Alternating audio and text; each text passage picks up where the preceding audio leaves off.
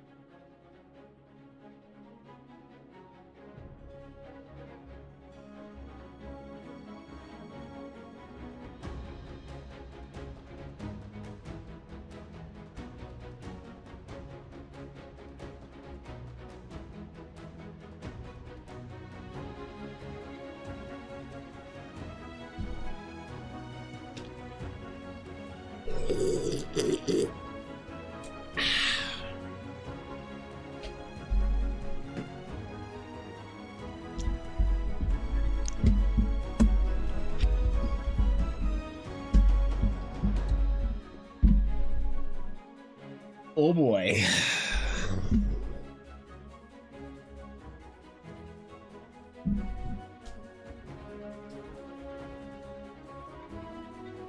What the shit? Bro. Yesterday. Big news. Big news in the world of balding old men and Ulnar. Big news happened, man. That's right. For the first time in 25 years, we got new content for one of my favorite games of all time, Diablo 2. Holy shit, man. Just after I ended my stream,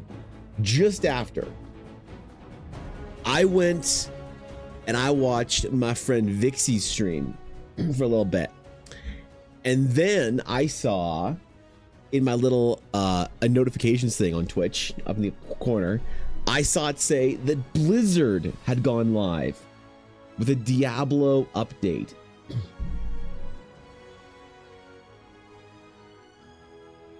Bro, what? Bro, they're adding new classes to ancient dead games that nobody plays anymore except for me and other balding old gray bearded t-shirt tucked in Chicago Blackhawks from playoff 2006 hat wearing. What the fuck? Dude, we're getting some love here, man. To Diablo 2. Yes, say. Thank you for the raid, by the way. Welcome in. And thank you, Alf, for the sub, bro. Good morning. Good to see you guys. Welcome back to the stream. Welcome back to the VOD. Yeah, man. So yeah, they released a new class for Diablo 4. Diablo Immortal. And then also just Diablo 2 Resurrected. And they also made a whole bunch of like improvements or whatever.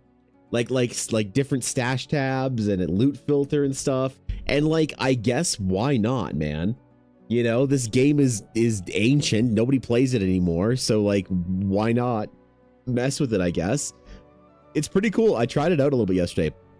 It's like $30 for the new class and all the new like expansion shit.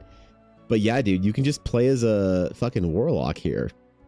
Like, what the hell, dude? Shocking. Utterly shocking. As I said, a complete new items. Oh, and I want to see the actual new stuff. Damn it. Yeah, a complete shakeup in the world of 30-something to 60-something-year-old gray bearded, balding, t-shirt tucked in men. So it was a big day. It was a big day. And also, Team Canada is playing hockey right now. So I gotta wear my Team Canada or my Hockey Canada hat today for that. So it's a day, man. But we're gonna go on some adventures today. We're gonna go explore some ancient tombs and talk about some bullshit. So it's gonna be a good day. So I hope you guys are doing well. Happy to hear that our story had happened. Both is actually true, Ashy. You know, I always like to create backstory. You know, like if you guys are playing D&D, you know how it's like kind of a cool thing to do with your party members where you like create a backstory, you know, with them. Like you have a story or something that you had happen with that other player character so that there's a little bit more lore, right? Like there has to be lore between your characters. And I like to do that in D&D. But I think that there's really no reason why you can't do that in real life. I mean, realistically, who cares, right? So I like to have lore backstory between me and my friends. So for Ulnar, I've always said that Ulnar and I go way back to where we would be landing together on our Windows 98 PCs, chain smoking until 3 a.m. wearing Adidas tracksuits playing Diablo 2. Obviously, that never happened, but it's still, as far as I'm concerned, official lore. Just like how with Ashy and I, you guys might not know, but Ashy and I actually competed a long time ago. I was coaching Ashy while she won the American Nationals for the short program figure skating. So if you didn't know that, yeah, we go back and we did, you know, we did quite well and we won a couple of awards. So. But yeah, with my lore with Olner now, it can come true, right? Like, what the hell, dude? We got a brand new fucking content drop for an ancient game. What the hell, dude? Are you watching the game, Penguin? Is it good? I saw the beginning of it. I caught them revoking McKinnon's goal. What the fuck, dude? I caught first period. So. Dostal, man, Dostal, he's a great fucking goalie, bro. He's like what, 8-1 or 9-1 or something in the last 10. It's pretty good. I'm apparently a gray bearded balding t-shirt tucked in man. Yes, if you are playing Diablo 2, say yes, correct. Yeah, that is what happens when you start playing Diablo 2.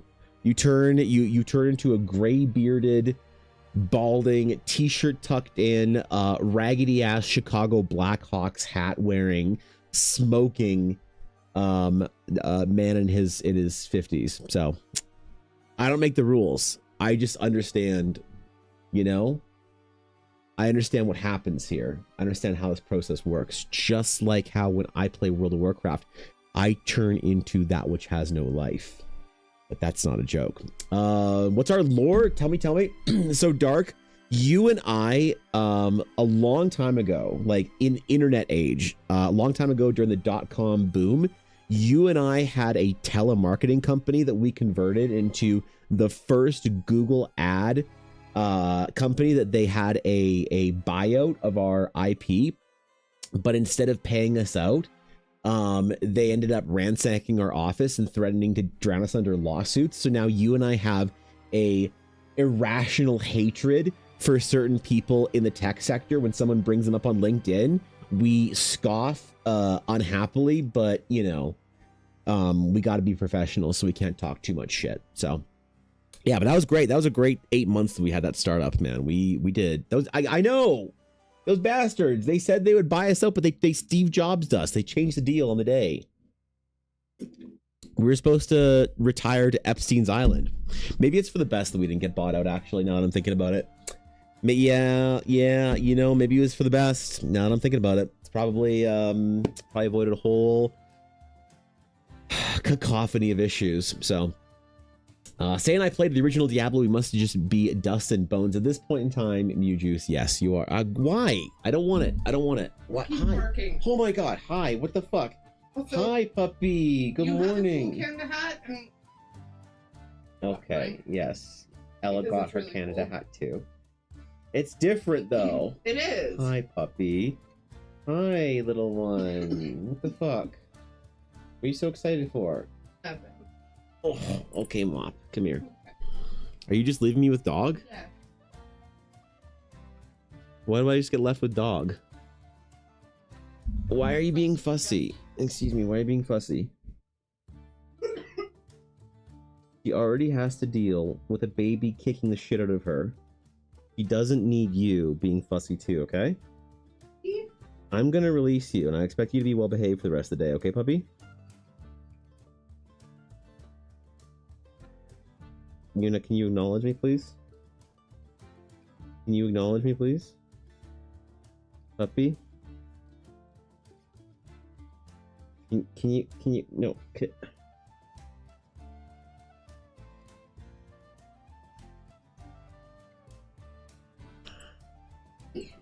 All right, we'll let you go. Can you be good?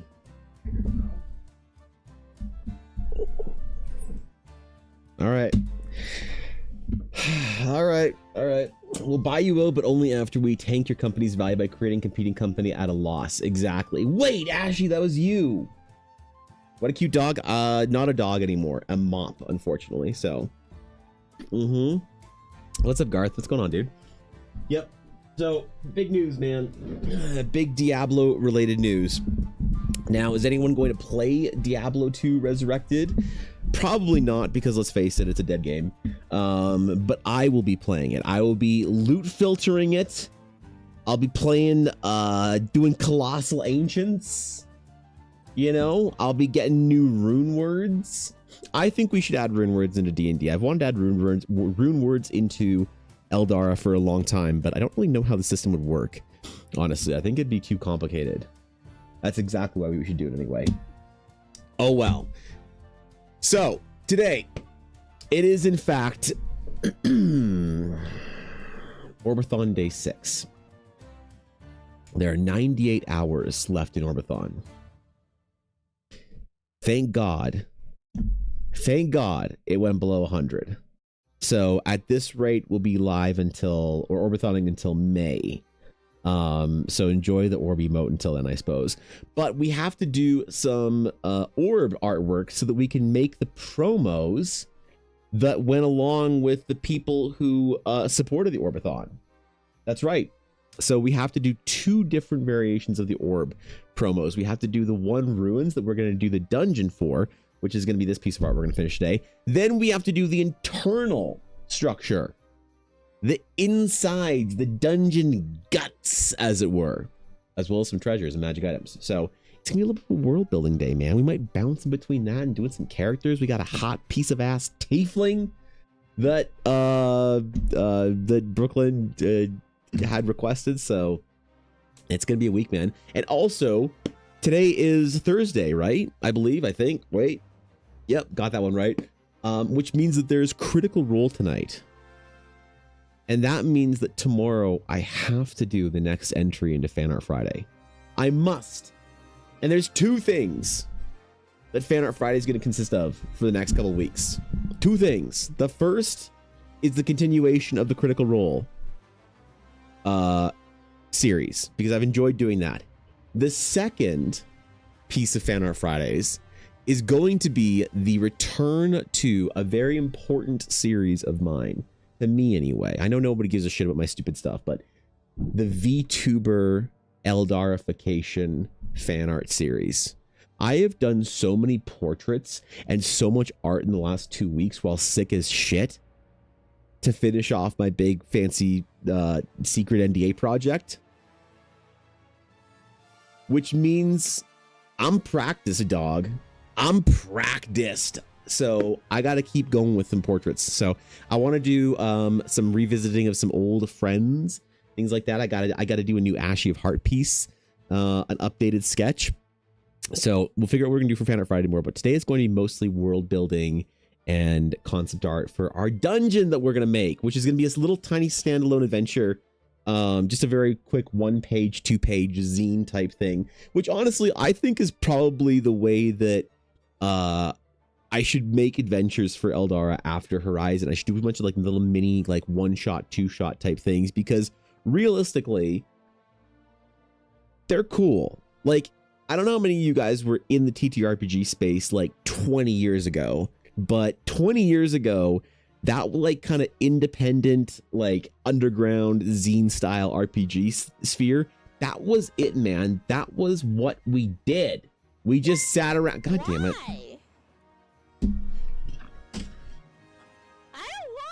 I'm not doing mini full art again. You can't make me.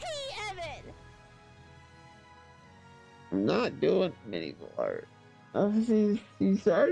She's still mad from the last time I did art of her. What the fuck, man? hey, thanks for the 666 bits, Dark. I appreciate it. What the fuck, man? God damn. Cheers, buddy. I appreciate it. Thanks, dude. Thanks, man. That's very kind of you. What the hell, dude?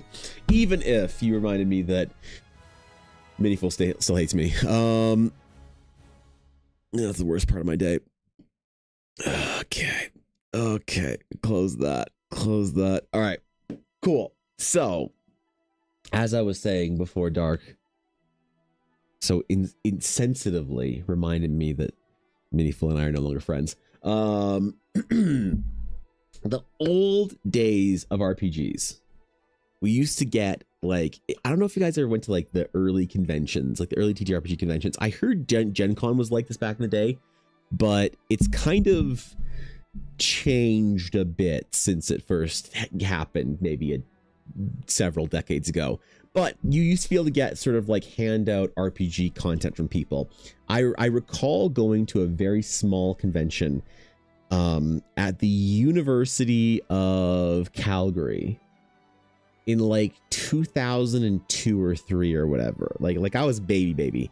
And I went and I got these handout adventures for D&D 3.5, as well as class quintessential. What were they called? Because they released a bunch of things called the quintessential paladin or whatever. I guess class augmentations. I don't know what the word is for them, but expansions packs. But it would have like new spells and new, abilities or feats or something like that. There were paladin specific or barbarian or whatever. And that shit was cool, man. And I remember that I got this adventure handout. Okay. And it was like a double-sided piece of paper that was definitely photocopied. All right, like it had that, like in 1997 to 2000 and maybe 6, that like that shitty photocopy vibe. Oh yeah, man. Oh yeah. It was one of those boys, like photocopied from the book kind of thing. And it was a adventure. All right, it was a little tiny dungeon adventure where someone could go in, made for your like first level players.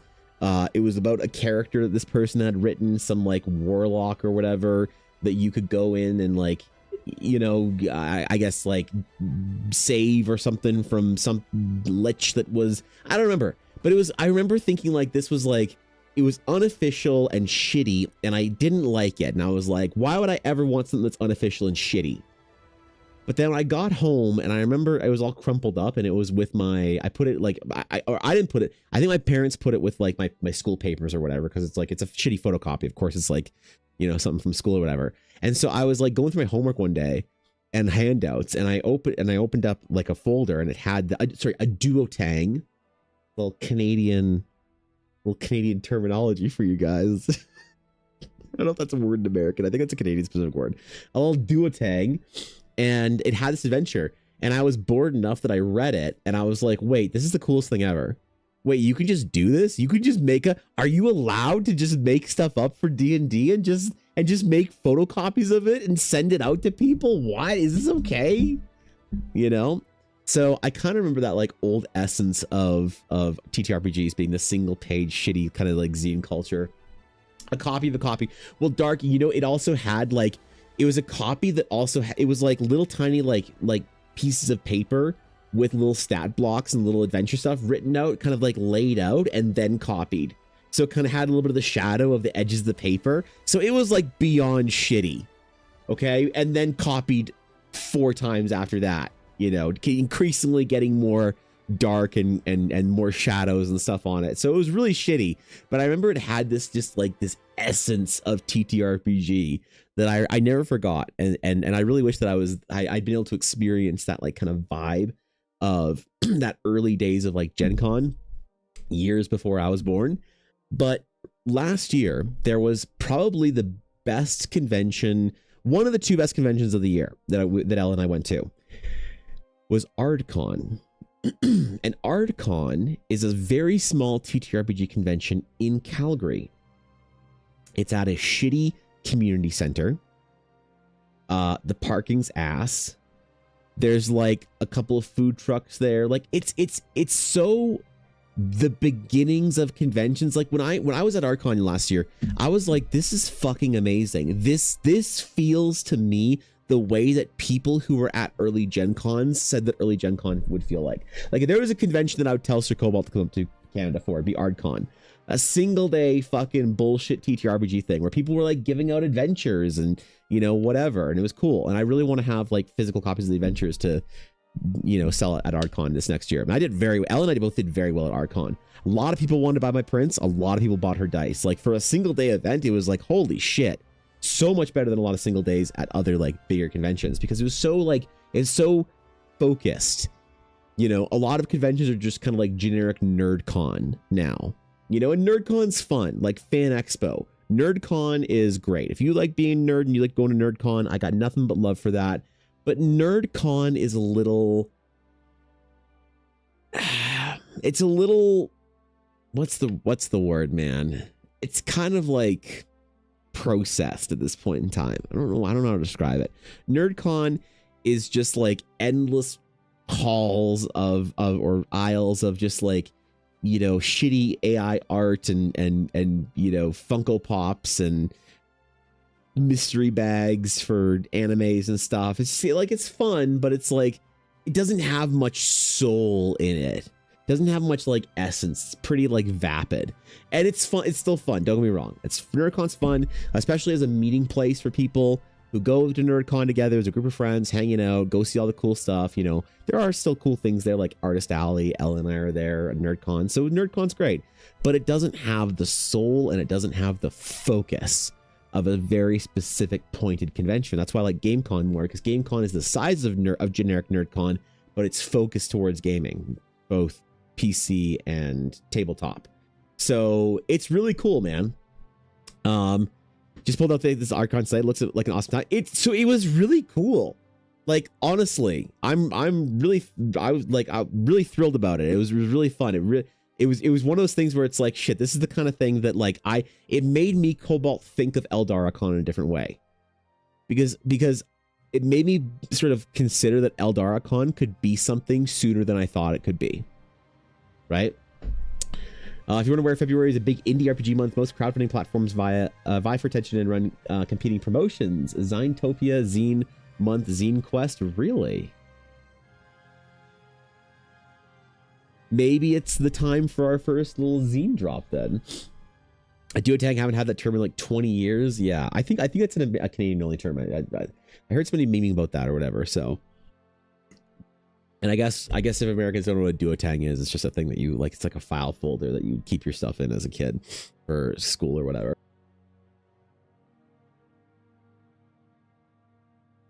Holy shit. That COVID cough, man. Month 3 we're on with this bad boy. So yeah, I think that I might want to have something like a little free supplement or whatever to be able to give out at ArdCon. And the guy who runs it, Sean, he's a cool dude. ArdCon comes from his world that he's created called Ardenor, and he has an adventure for it that he wrote. I have it around here somewhere. It's like he's definitely an old school D&D player type guy. Like, he made the adventure. I wonder where the fuck is it? He made the adventure to look like an old school D&D adventure. And I bought it from him, and it was really cool, and it was awesome. We talked about like making adventures and whatever, and he's very excited about Eldara and whatnot. But he created this convention, I guess, just to like just to have a focused TTRPG con every year. And it was really shitty. You know, like the sound quality on the mics and stuff were awful, and like downstairs they had like a gaming play area in the community center, and they had like little like lectures or workshops on like, you know, creating a character from scratch for new players. They had like a thing about like how to draw your character, which is really funny that I'm sitting there watching this little peepo. And she was great, by the way, but she was definitely a very new, very inexperienced little peepo artist talking about how to like make your art and stuff and whatever. That was fun to watch.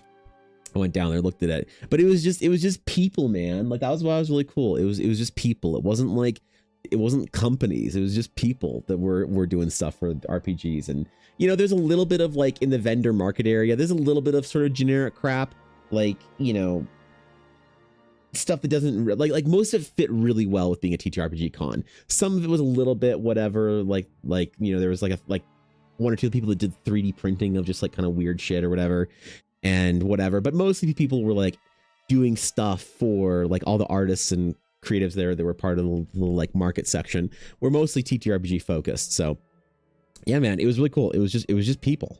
So I'm very excited for ArdCon this year. It'll be very close after baby's born.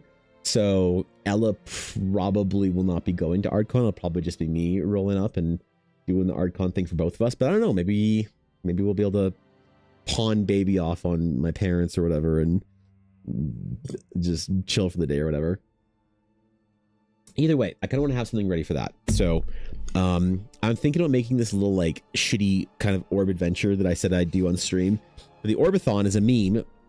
I'm thinking about making it a little like legitimate handout, right? But what I need to do is I need to find somewhere I can photocopy it. Like, where do you even photocopy shit? And I don't mean photocopy like reproduce in a good way. I mean shitty photocopy. Like, I want to find it like a photocopier from like 1996, which is a photocopier that was made in 1978. Let's face it. That's the kind of level of photocopier I need. I need to figure out how to print this little like mini one-page adventure out in the shittiest possible way for like maximum soul or whatever. Trapper Keeper, that's something I hear less of than Duotang. Oh, okay. Is that what you called it? Might also be a timing thing or whatever. Baby's first con. I think Baby's first convention might be GameCon. I think, because Ella is likely going to accompany me to Edmonton for GameCon, and I'm likely going to do GameCon on my own. We don't know exactly yet, because apparently it's not a good idea to plan anything, you know, in the first couple months of Baby.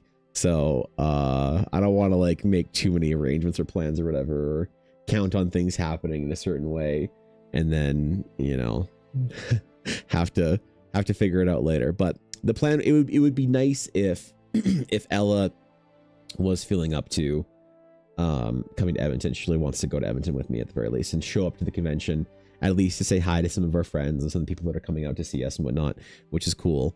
But ArdCon might be, she might show up at ArdCon. So yeah, ArdCon might be the little one's very first gaming convention, which would be a good one. That'd be a good one, you know? The Orb is almost a year old. I feel like it's almost aged out of being a meme.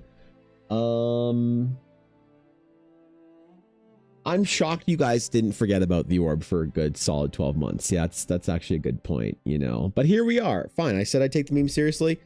That's where we're doing another Orbathon this year. So, okay. So for the adventure, I want it to be a very simple, just like little temple dive. So, temple dive, monsters, a relic, some Uncharted shit, a chasm puzzle. You know, I like chasm puzzles. People kind of figure it out, right? We'll put a couple things like that, but enough that we can fit on 1 or 2 pages of just like, Evan, yes. Will let you finish, but okay, it's hi. great to see you back. Yeah, thanks, man. Also, Yo, thanks. I appreciate that. I don't want it. It's stupid. I hate it. I hate Evan.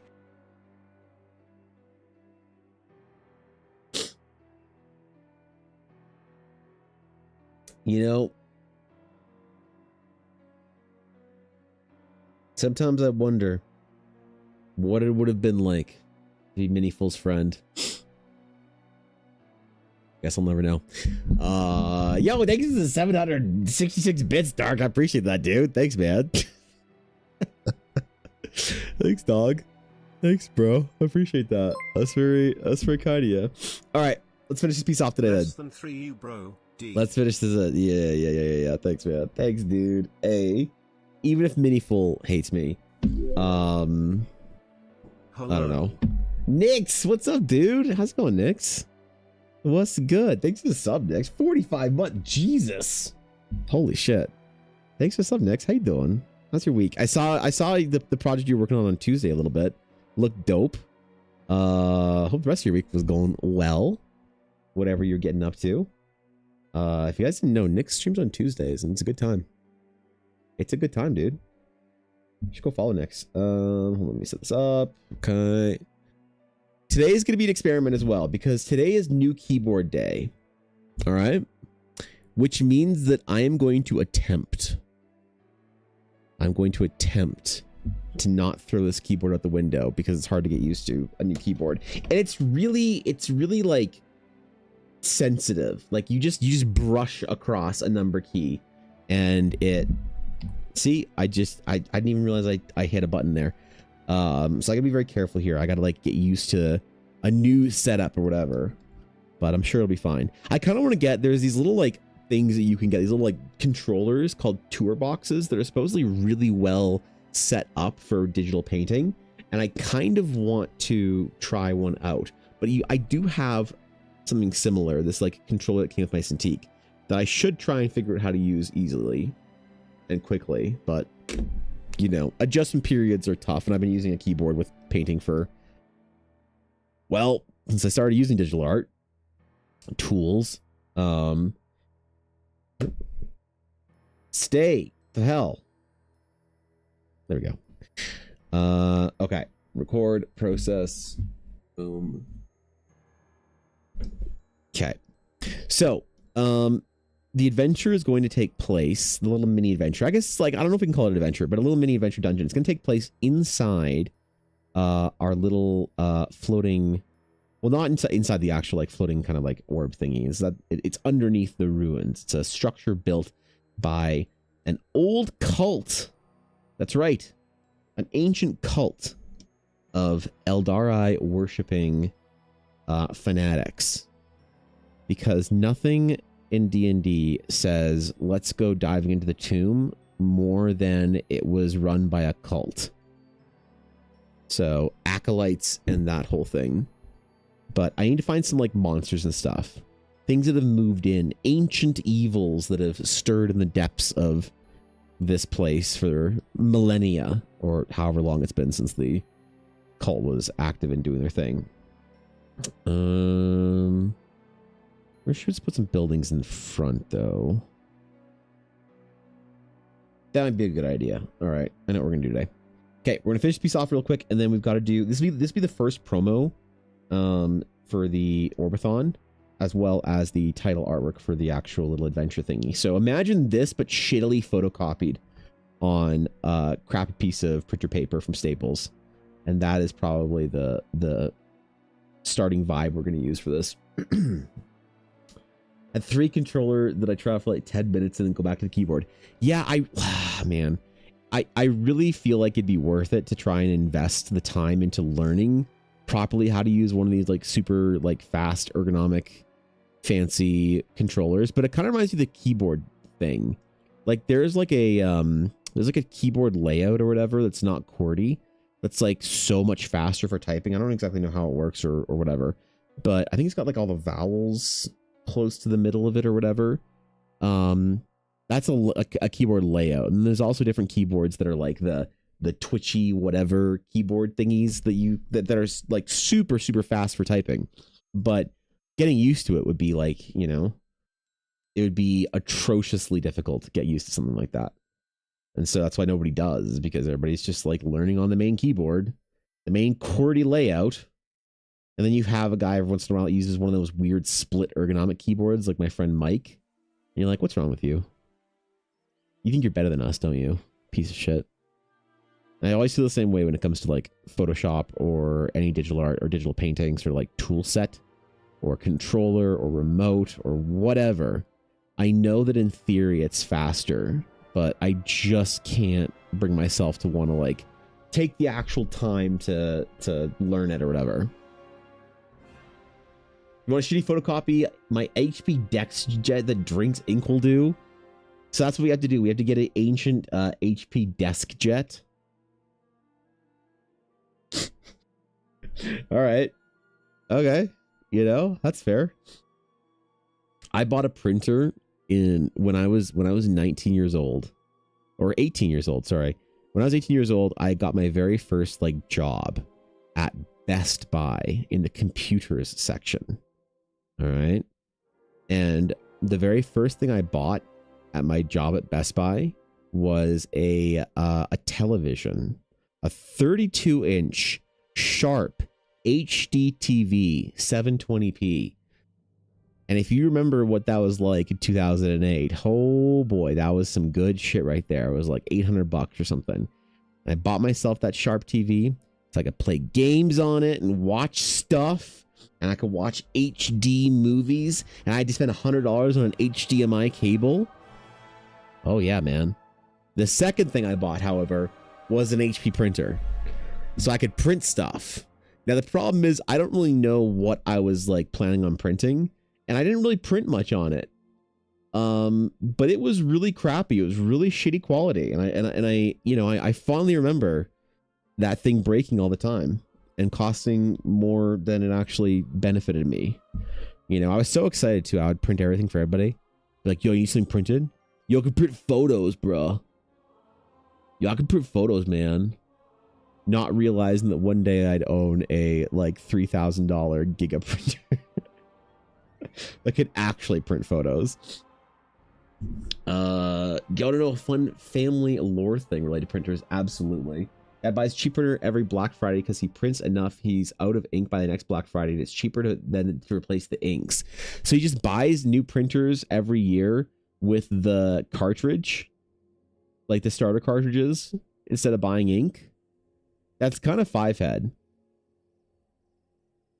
Because, like, I was very surprised how far the starter cartridge in my printer took me. I was expecting it to be like a couple of prints type of thing to set it up. But I printed like a good 40 or 50 prints on it, you know? Like, I used some of the starter cartridges for months after I got this printer. I definitely did not need to buy the, like, $600 or $800 ink set initially with it. I could have gotten away with just buying the printer. I'm glad I did, so I didn't have to go get new ink when I needed to make new prints. But that shit's expensive, dog. Like, I respect it, you know? Used to print Chinese characters. I meticulously copy and paste from YouTube videos on a CD cover template I downloaded years ago from the Chinese CDs I burned for my dad to listen to. That's adorable. That is like such a amount of effort, Sabine, that you gotta go. You're going like, you know, you're going multi-levels of tech here. Holy. You're clipping shit and downloading it. That's impressive. You know, that's commitment and dedication to it. I do think it's funny that that is one of those things. Like, I was always curious for some reason. I was aware that terminology would change when I was like 16 or 17, right? I was aware that things, because I remember I was I was still with my parents or whatever one day, and we were watching That 70s Show. And on an episode of That 70s Show, the main character, I forget his name, was like in his car talking about how he got a new 8-track player. And I was like, Dad, what the fuck's an 8-track? My dad's like, oh God, geez, okay. And he like tries to explain it to me. And I was like aware, I was like, wow. So like cassette tapes are something that like my kids won't know. My dad's like, probably not, you know? Like new CDs. And then like when HD DVD came out and Blu-ray came out, I thought we'd be on like 16, you know, steps up from Blu-ray by now. I guess we're still on Blu-ray. But I was so aware of it. And I think it's really like satisfying and funny when you talk to like a 17-year-old or whatever, and they have no idea what it means to burn a CD. They have zero clue what it means to burn a CD. I was talking with one of my little peepo cousins that I think she's like around 20. And her mom said something like, you know, old mixed CDs or whatever. And I was like, oh yeah, dude, it was like a ritual burning your first CDs. And one of the girls was like, what the hell is burning a CD? And her sister was like, oh, it's like when you like listen to a CD so much that it stops working. You've like burnt it out. Remember her mom and I just looked at each other like, oh, we're old. Oh no. Oh God. Oh no. Nope. Unfortunately not. That's commitment, CB, and you gotta do the whole 9 yards in that shit. He's at it for 5 or 6 years? And they don't know. What does he do with the old printers? Just throw them in the backyard? Because that's what my mom did with old tech. Whenever something stopped working, she just threw it in the backyard. Like, she would obviously go out there and like put it away properly, like throw in the trash properly. But whenever she was mad at something, like an old blender or whatever, she'd just open the back door and just throw it. Just throw it into the fucking lawn. That sounds kind of trashy now that I say it out loud, but I mean, I guess it is kind of trashy. Hey, you know, we grew up in no high class upper end neighborhood, all right? There's fucking cars parked on front yards and shit. You sell CD stickers with printing templates at Best Buy, and now everyone knows how old I am. So, you know what's hilarious, Nix, is the printer that I have, my big fancy fuck you Epson printer that I bought in 2025 that was $3,000 has a tray in it, so it can print multiple different ways. It can print through the roll feeder, it can print through the rear feeder, like you would roll paper on the top. It can also print through the front. You can actually print things that are like rigid. So you could print on cardboard or wood or whatever. You just have to put it through the front, and it like pulls it through, and then it like prints forward. It's really cool. I haven't ever wanted to use it for any reason, but like I could print on metal and things like that. But with the printer, it came with like a big piece of plastic that had a CD hole in it or whatever, like you know, indent. So you could print directly on CDs. And I remember thinking, who the fuck wants this feature in a printer in 2025? But I guess somebody out there is very excited about their, you know, Epson printer being able to print directly onto CD. So when I make the official Eldara 8-bit adventure, I can print directly onto the CDs. How the fuck about that, man? None of that sticker shit. None of that Sharpieing the front of the CD and having it go through and killing your CD for you. Oof. That's just dangerous, bro. 2013, I was annoyed by digital photography wanted our work submitted on a CD. Oh, that is annoying. That is annoying. I remember I had a printer like that, not like a physical device printer, but like a printing store. A printer wanted us to submit files. They were like this really like good printer that all the like students in my program used for printing our like digital artwork for critiques and stuff. And then this new like new person got hired, and she was this old lady, and we would come in one day with her like your USB drives, be like, hey, we're just wanting to grab this, you know, if we can get it printed and whatever, pick it up, that'd be great. And she's like, oh well, you gotta submit it on CD. We're like, what? Like, oh, we don't use USBs here. Like, we've been bringing USB drives here for the last like 2 years. What do you mean? Well, with me, you're gonna have to bring a CD. Like, Jesus, man.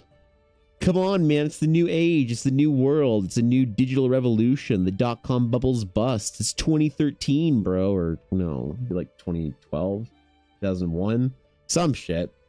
What's up, Lexer? What's going on, dude? Good morning. Good to see you. I know, man. USBs were, that was actually one thing I also bought when I was working at Best Buy. I was so satisfied with myself for buying a like 64 megabyte USB, or no, 64 gigabyte USB drive. That was like a big deal. You could get like a 1 or 2 gig USB drive, but I remember at some point in time they came out with 32s and 64s right after. Ooh, and I bought a 64 and I thought it was so cool. I never used it for anything, because what the fuck do you use a USB drive for? Right? It was kind of funny, though, that when I was submitting the work for big giant project, of secret NDA giant project, I used Google Drive for it. I didn't actually ask them how they wanted me to submit it, but it was Google Drive, which was funny because it reminded me of one of the very first graphic design like contract projects that I ever did. It was like shortly after I graduated, so maybe like 2012-ish, somewhere around there. And it was the first, it was not the first proper graphic design project I ever did. Was the game store that I worked at. I did a rebrand for them, which was awesome, and I learned a lot, and it was very, very difficult and amazing. But the next sort of like when I was getting more and more clients and like trying to go out there and, you know, be a graphic designer and start doing the thing, the first client that I ever had that was from somewhere like, you know, not in the local city. It was a client in Vancouver. I did this project for them. And I recall they were like, I was sending them emails with the files or whatever, showing them things like that. But you're just showing them images. You're not giving them the actual like vector files for all their branding and stuff. And I recall being like, hey, so should I just email like like, or what email do you want me to send, like, to your printer or whatever? And they're like, oh, we don't want you to email the proper files. Like pictures, like screenshots of or JPEG saved of the actual vectors for the branding. That's fine, but we don't want the actual files, the actual vectors sent through the email. And I was like, why not? What's the problem with that? And they're like, well, as we all know, emails are notoriously not secure. Now, this was 2012, not 1994. But, you know, when someone's paying you a lot of money to do a big graphic design project for them, indulge them. And so I was like, oh, yeah, totally. I totally understand. Yeah, super unsafe. So how would you like me to submit them? And like, we would like you to mail, to courier, a thumb drive with the files on it. I was like, okay. My first thought was a little bit of annoyance because I was like, I don't want to buy a thumb drive and then have to pay for the courier, but whatever. This was like a big project.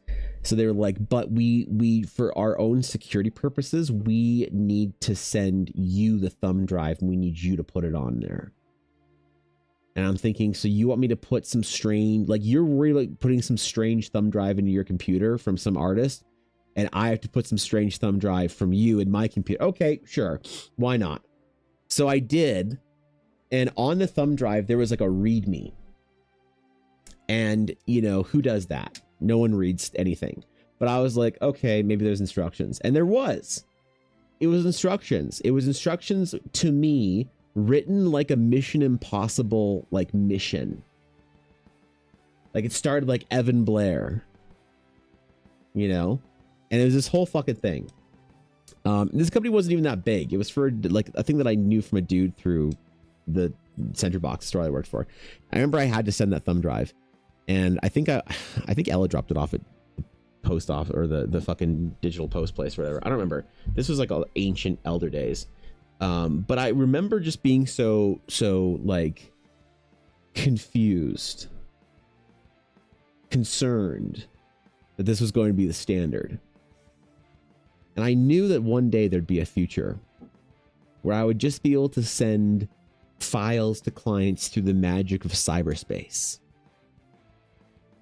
And at that point in time, we stopped referring to the internet as cyberspace about 10 years prior to that. So, you know, really trying to catch up with the times at that point in time. And I knew that one day something like Google Drive or fucking Dropbox would exist. And I'm pretty sure Dropbox did exist back then, actually. They just didn't want to use it. And that's why I was very glad that when I had to submit big fancy files to big fancy publisher for big fancy NDA project this last week, that I was dropping files for them, that I did not in fact have to send mail a thumb drive in a unmarked secure package. I have heard stories about other artists about this being a common thing with graphic designers. Like one guy that I knew that had to send something internationally. It was a very important project for some very important big fun fancy fucking real estate brand or whatever. He said that they had a courier come pick up the thumb drive from him, like Man in Black suit type courier, that put it in a Faraday bag because apparently you could like wirelessly access a USB drive. This was for logos for a real estate development project somewhere in Europe. People take this shit seriously, man. I think they're just having fun at a certain point in time. I think they're just LARPing, basically. They just want to, you know, they want to pretend and play secret agent, but they, you know, are just dealing with graphic designers and shit all day. So they need to, like, you know, they need to spice it up or whatever.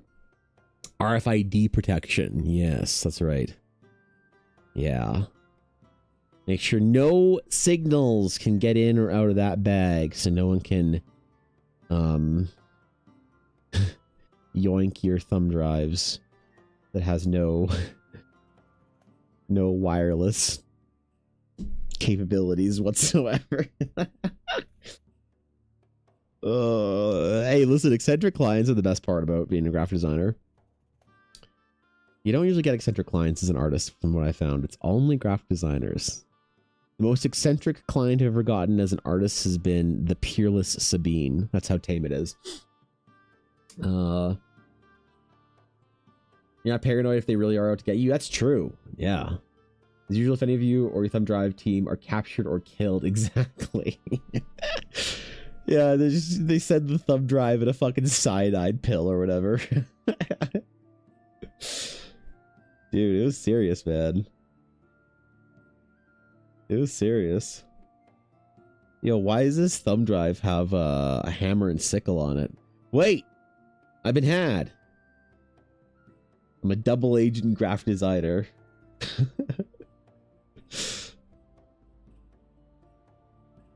I wonder what started the whole paranoia thing amongst all them.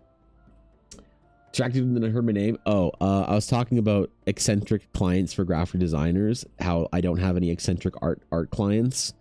I will, but you always get eccentric graphic design clients. I said the most eccentric art client I've ever had was the peerless Sabine. So that's how tame my career in clientele has been since I started doing art full time instead of graphic design. It's just well-mannered people that want their D&D players or D&D characters, man. That's all I deal with now. No longer do I deal with like the strange graphic designer people. Because they're weird, man. They're fucking weird and they love it. They love being eccentric and strange. It's like a pastime for them. That or they're like super corpo. Design agency type dudes. Which is fine too, but like the graphic design industry, working for design houses is like the reputation is real bad. Historically, it's always been this like place of great suffering where you must, you know, put in ridiculous hours and prove yourself and whatever. There's all this like hazing and shit. It's a really toxic industry, honestly. Which I think is funny because so many more designers started going off on their own because they didn't want to deal with that shit, me included. There was a design agency in the city, in Calgary where I grew up, when I was like graduating school, and I was like, oh, I should go work for them. I like talked to somebody. I got a chance with like a friend introduced, or a friend's mom or whatever is like, hi, I can introduce you to this person. Please don't mess this up. And I'm like, what? Okay, sure. And so I remember talking to this person briefly about working at this design agency, and they were like trying to scare me. Like, it's gonna be tough, man. Do you have what it takes? I'm like, oh, yeah. Can you handle long hours? Oh yeah, man. I just graduated from one of the most intense programs out there. Like, yeah, work is not an issue. There's not gonna be any pay. You're gonna be an unpaid intern for the first 13 years, and then you might make $1. Like, made it sound like this terrible thing. And I remember at the end of the conversation, kind of like sort of like being aloof. Like, it was the kind of thing where like I stopped wanting to impress this person because they kept like making this place sound really shitty to work for. So I remember being like, oh yeah, I don't know. I mean, like, I'm not sure if that'll like align with my values and schedule, but like I'll definitely think about it. And like, who says that to somebody that like you're trying to get a job from? Like, obviously I was trying to nicely blow them off, even though they were giving me a chance to, like, you know, air quote, interview for this thing. And I remember at the end of it, or a couple days later, they like sent me an email or whatever, and they were like, so are you ready to take the next step? Because we're willing to have you as an intern starting in spring or whatever. And I was like, fuck no. You just sat there making it seem like that's the worst thing ever. What's the point, dude? What do I gain? What's the advantage? There's a lot of like game companies and stuff like that that do a similar thing, where that they know how like competitive it is to work for like big fancy game company. It's just abusive for the little peepos working there, little interns and brand new employees. I don't think I would have done well if I'd worked there though, to begin with. I don't do well with art directors, a lot of art directors. I do very well with art directors that are really cool and like really good at what they do. But art directors who have the authority of being an art director, because I don't tend to do that well with, and I've recognized that over the last couple of years. Well, not like last couple of years, but like last couple of fucking decades. Since I started my career, I realized that I did not do well in environments where I had to listen to somebody tell me what to do simply because they were the person in charge. I don't know if that's like an inability to like respect authority or whatever, but it's probably not a good thing. It's definitely not good for like if I ever wanted to compete as a graphic designer or artist in the industries. But I had a tough time with art directors, man. I don't want somebody who's worse than me telling me why I'm bad. Oh, that's a little toxic. That's a little toxic, but you know. Art direction is really tough, man. Like being a great art director is like really difficult. And when you have a really great art director, which I've had phenomenal art directors. They bring out the best in you. They bring out the best in you, and I love that. But honestly, it's been very few. There's been like a couple of art directors that I've worked with that have really been like mentor artists types that have really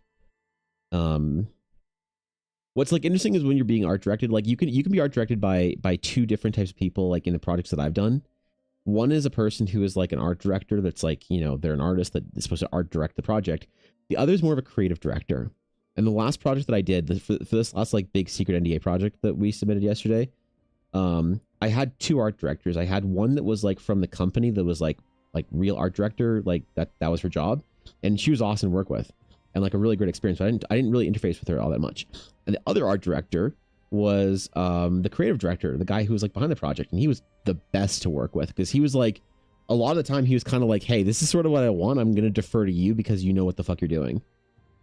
You know, you tell me what the right solution is here, Evan. I'm not going to tell you how to do this. And that was really fun working with him. So I'm so excited this project's come out, man. Steve, what's up? I know it's the most arrogant position you can take as an artist, right? Come on, dog. It's the most toxically arrogant position possible. So I just finished my very first like big project, like big secret NDA project, Steve, for like a big publisher. And I submitted the work for it, like the last piece yesterday while I was like live on stream because I needed to hear back from the art director. So it was like a big moment. It was like a big exciting thing. But yeah, the art director for that project, like the art directors, which I had multiples, were really awesome. And I don't like whenever I can talk about it, you guys sort of know, those of you who were here last summer when like, you know, kind of what the project's about because that was before I signed anything and I was like just like working on it or whatever. But obviously after you sign a contract and NDA, you don't want to talk about it at all. But you guys know who, like a lot of you guys know who I was like working for, and he was fucking awesome to work for. I would work for him any day of the week. He was fucking rad. An absolute, you know, kind of dream client type thing. But it's why like I don't think I could fit into those like big agencies or whatever, you know? Haven't had good art directors like you though. You've never had a good art director. I had one that I still talk to. I had one that was like a really good, like she was like a mentor, you know. She was like she might have ruined art directors for me because she showed me that an art director is supposed to be a good team leader, and team leaders are supposed to be people that you want to follow, not that you have to follow. You know what I mean? Like it's really interesting, I guess, when you have that experience of somebody who's like really accomplishing what they're doing, and you know, you like you recognize that there is wisdom in and value in fall. Oh shit! Wait, we gotta save Steve. Wait, we gotta rescue Steve. Fuck, fucking auto ads. Okay, there we go. There we go. Okay, sick. Okay. Nice. Yeah, it's all right. Sorry, Steve. Sorry about the ads, bro. My bad. Blair Art gifted a tier 1 sub to Steve My bad. Sketches. Okay. There we go. Yep. Sorry, dude. Sorry about the ads, Steve. My bad. Yeah. Sorry for that, dude. But yeah, she ruined art directors for me because I realized what it was like to have like a great team leader to follow and like be able to like really find like peace and comfort in being able to like just trust in the direction, trust in the process. You know, exciting. Holy shit, Nephra, dude, what the hell, man? Yo, what's up, Nephra? Good morning to you, my friend. How you doing? How was stream, guys? If you aren't following Nefra is one of my my morning time warm-up streams that I'm often in drawing with her, just chilling and having a good time, man. So Nefra's seriously one of my favorite artists on Twitch, so please go give Nefra a follow. And I don't know, man, I don't know, dog, it's a good time over there. What can I say? Welcome everybody, good to have all of y'alls. If you are new here, I'm Evan and I'm drawing an orb today. Don't worry about it. Can confirm Nefra, very cool. Yeah, Nefra's actually legitimately like I'm not just saying this because like she rated, but Nefra's actually legitimately one of my favorite artists on Twitch. I mean it, dude. I'm like always in there just chilling in the morning, like doing my warm-ups and stuff before stream started. It's a good time. I learn a lot by watching the masters work.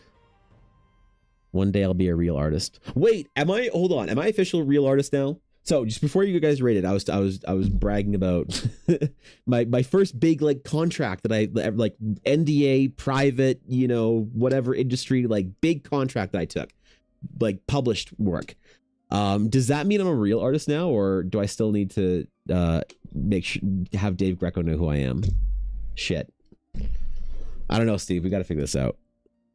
But yeah, really great art director for that project. It was really fun to like, you know, have like a great creative director that was willing to put me in charge of the project's visual design, basically, which is cool. You're always a real artist? Not until I have a 32-inch Cintiq, unfortunately. I forgot about that too. Not until I have a bigger tablet. Then I might be a real artist. Being published by a big company, good. Having project and big thing, good. But if you don't have a big tablet, what are you doing, right? This fucking keyboard. It's so sensitive. I keep accidentally hitting the tab key on it. Love rating into a pre-roll. Oh, I'm so sorry.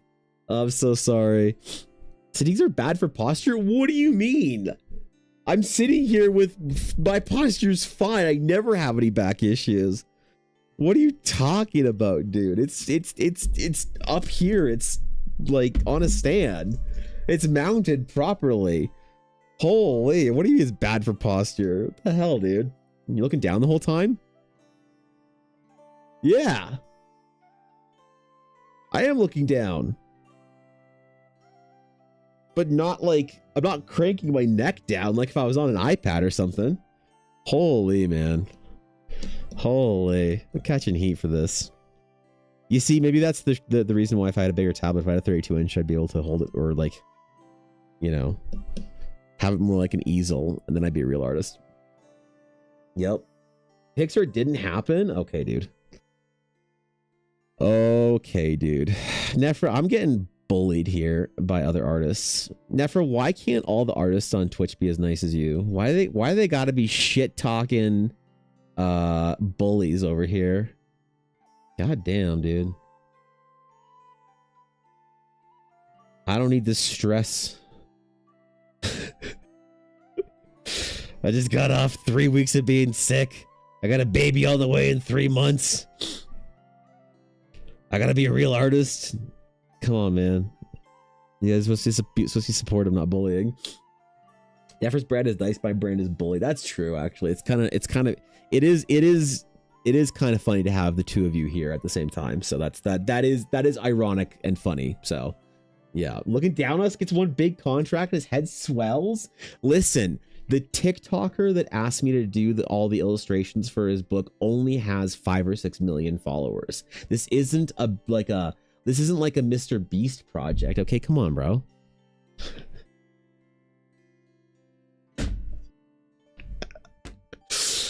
Okay, I'm done. Okay. Okay, I'm sorry, Steve. I'm sorry.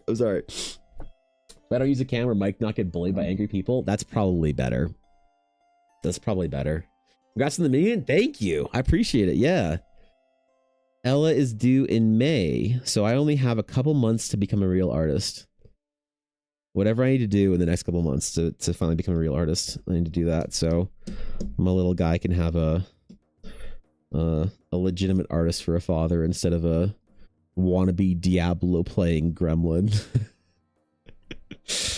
Or both. Maybe both. Why not both? Yeah, both.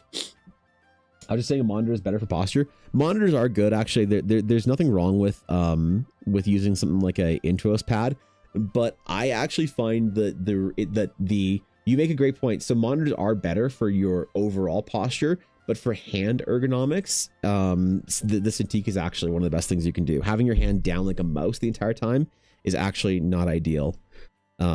So if you like the best, I think the best posture overall ergonomic kind of like setup would be a raised platform for your tablet, and then a monitor, or properly having like a big Cintiq.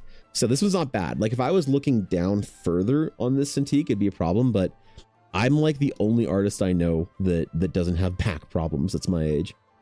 Like no artist has back problems when they're 23, but once you hit 30, lower back issues and artists, man, holy. You just watch out, bro. You gotta really take care of things after that point. What's up, Otto? My son hasn't eaten in a week and everyone's been sick for 2 weeks. I'm using you as a punching bag to vent my frustrations. Yeah, that's probably fair. That's probably fine. Yeah, legit. Yeah, all the artists, all the artist dudes I know on Twitch have kids, Steve, like you and Chris and stuff, and Dave. Now I'll be interrupted by my little gremlin in a couple of years on stream. You have no issues as well. Never. What do you use, a Cintiq or a regular tablet, or like a screen tablet, or do you use like a pen interface tablet? I actually have no idea what your tech looks like for setup or whatever. I don't think I've ever like read. I don't know if you have like a tech section on your about me on your page or whatever. But I don't have actually any idea what you use for hardware. Because look, you got to be careful, man. You know, like having to do all the physio for my hand and wrist over the last couple of months has been crazy, but it's been good. Like honestly, I was not sure I'd get through this project. So for the last 3 weeks to get this project finished, I had to do 19 pieces of art, portraits and full character designs. And I was working probably between 10 and 14 hours a day for straight through. Like Ella was taking care of me through this shit, man. I was a useless human. I was really expecting my hand and arm to really like be on fire. But I went and talked to my physio beforehand, and he like said, here's all the stretches, here's all the whatever, like I want you to do this every 3 hours or whatever. And I can't believe I made it out of that without too much pain. Because like around this time last year, when I first started developing problems in my forearm and hand and fingers, it was like I'd be drawing for like 3 or 4 hours in the stream and need to get off because I'm in so much pain. But I was pushing through, so it can work. Like you can fix these problems. Definitely, it's possible. I'm like really shocked that all the work and physio and exercises and stuff have really been, doing something, which is really nice. Because I was sure that I would not make it through this project alive. I was positive by the end of it, I'd need like a wrist transplant. Right? I'd need like a bionic like pinky finger or whatever. Used to use Seek, but I work on iPad nowadays. Oh wait, I feel like I knew that. For some reason, that seems familiar. Because I think did we talk about this at some point in time? Okay, well, regardless, iPads. I really want to try one of the new iPads because the last time I used an iPad Pro for drawing was like a Pro from like 6 years ago or whatever, and I can't stand it.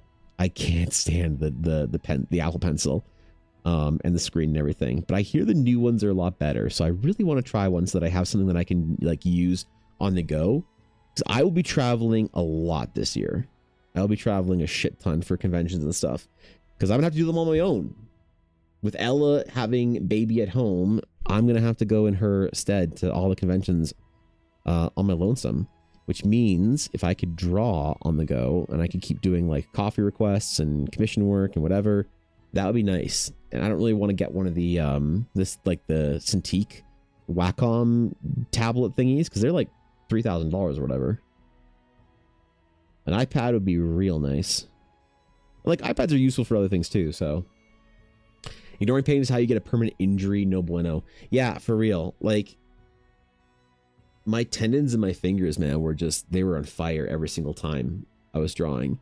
But all the like forearm exercises and stuff are putting work in, yo. The big fancy stretches.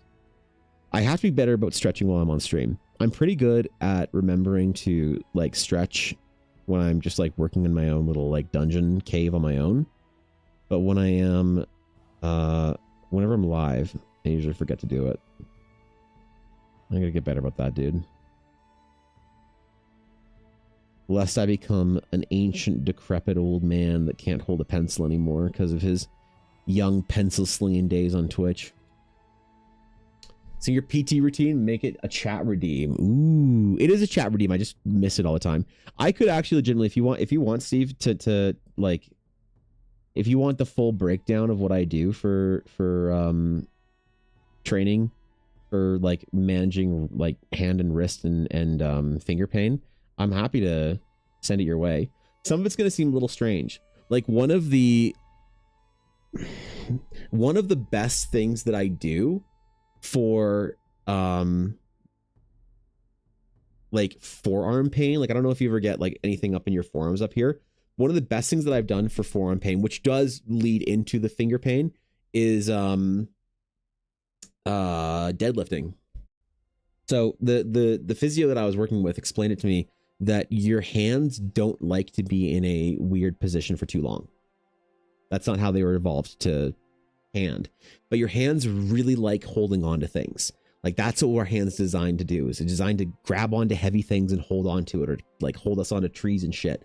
So honestly, it's a really great reset, but basically holding and training your grip to hold the heaviest possible thing you can hold is like really, really good for your forearms, you know? So there's like deadlifting also has a lot of really good parts of like for your keeping your back healthy as well. Like a lot of artists have lower back problems, and deadlifting helps with that. Also helps with your shoulders, but just holding something and letting like deadlifting the most amount of weight you can possibly hold. It also works with like cable rows and stuff, but you can never cable row or like lat pull down anything. You can't ever hold as much weight as you can with a straight up deadlift.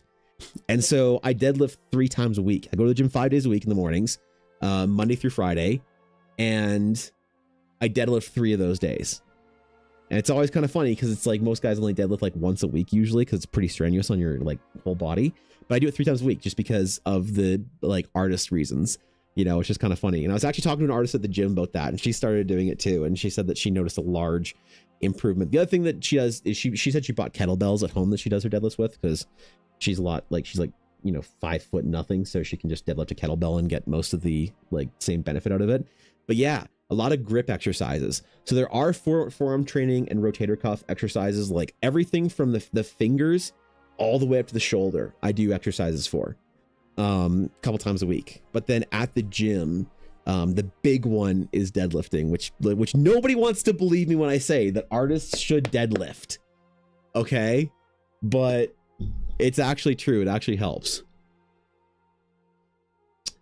Speaking of conventions, I heard the Gen Con info on last year's VOD. It didn't submit any sessions for Saturday, so that if I'm available to run special Realms Ladar session for guild members to join one of your games. Fuck yeah, dude. There's a very good chance that I can actually go to Gen Con this year, Atari. I haven't like confirmed anything, but with the big releases and stuff like that, and a couple of other friends talking about projects and stuff, there's a very good chance that I actually might be there. I weirdly though don't know and won't know for another couple weeks, which sucks. So I don't want to promise shit. PT training, nothing's strange to me anymore. Deadlift will create traction and compression too. Yeah. That's why Khan does it. I'm sure that guy lifts, like unironically though, right? And a female artist at the gym never happened, bro. Not every artist that I know is a hoodie encased gremlin on the internet. Only like half of them. She's actually a comic book artist. So she does shit for like Image and those kind of things. I don't know much about comic books, but apparently she's done some pretty big characters for stuff.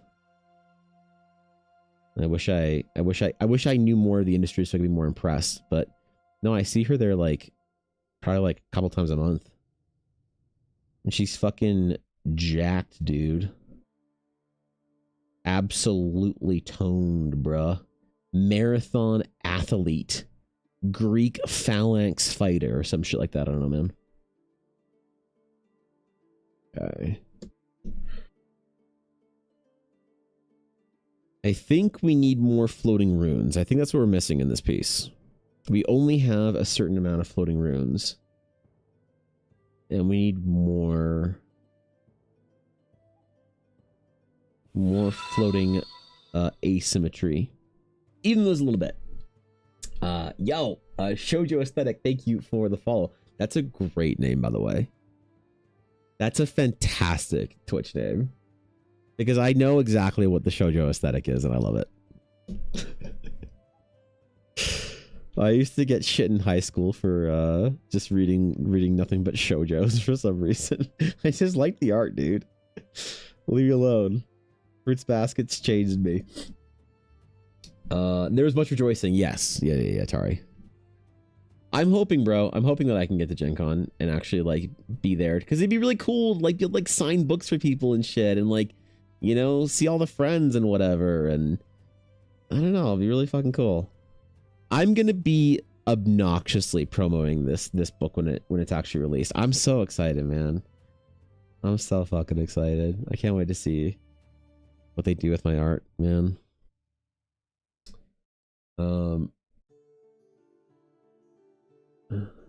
Wait, when did this stop recording? I swear, man, OBS has a ghost in it or some shit.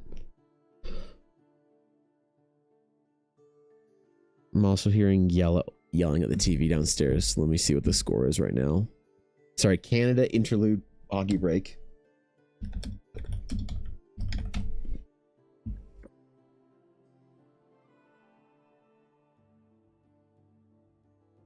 .40.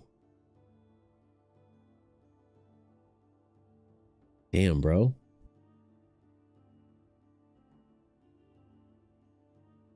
Oh, did they? Oh, they won. Oh, okay, the game's over. All right, never mind. 5-0. Jesus. Good old Bo Horvat.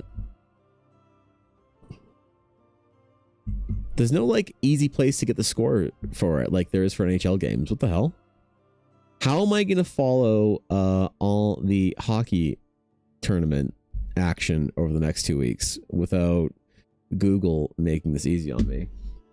I tried it. I Googled it, but it didn't, like, give me articles, right? Good job with sports ball game. Thank you. Yep, I tried my best. Yep, I did win. That's right.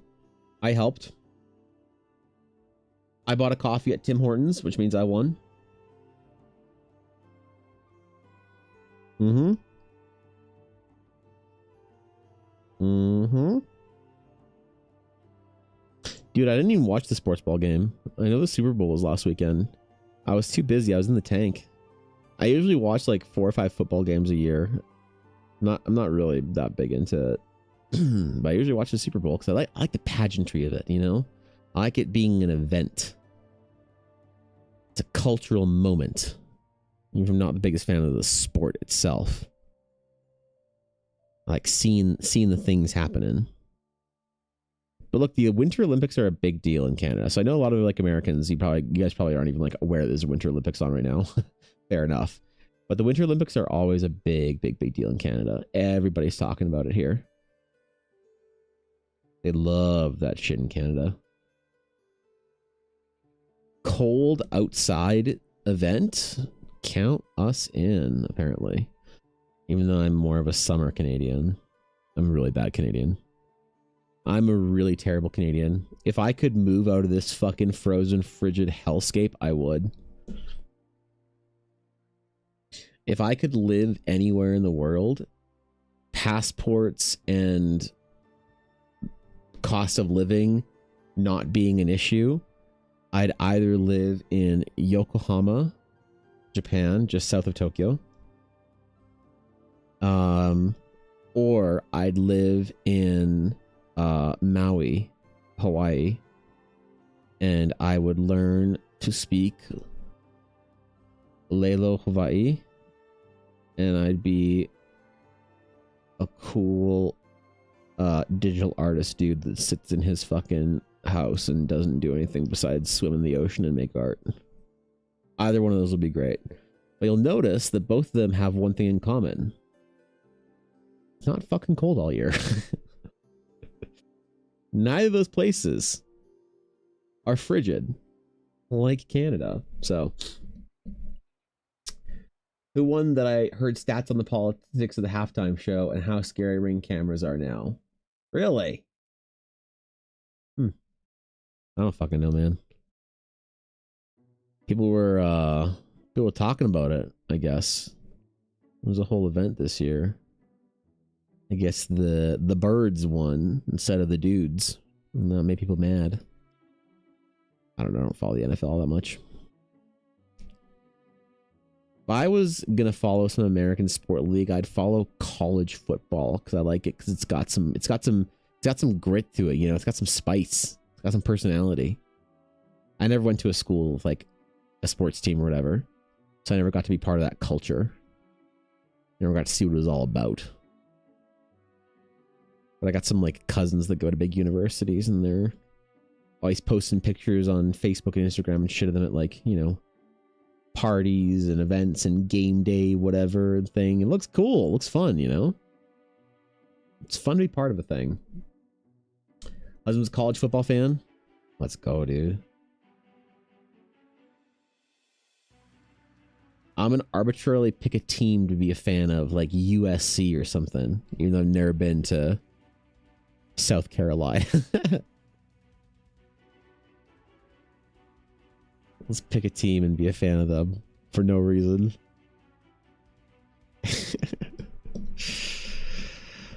I don't know, man. No sports league hits quite like Overwatch League did when it was a thing. I loved Overwatch League, dude. I watched it every single weekend.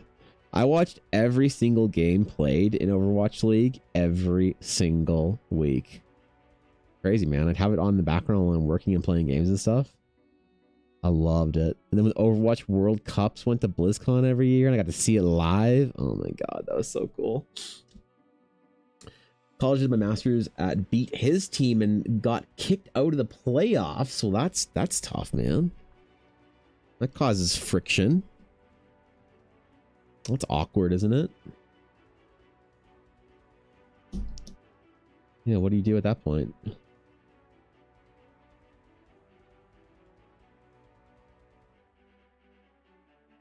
When did my pen become darker? I probably should have made sure that that was all uniform through the last like pieces that I did for Big Fancy Company. I'm sure if it was a problem, they would let me know. But I'm realizing now, yeah, that is reasonably darker, isn't it? Monk.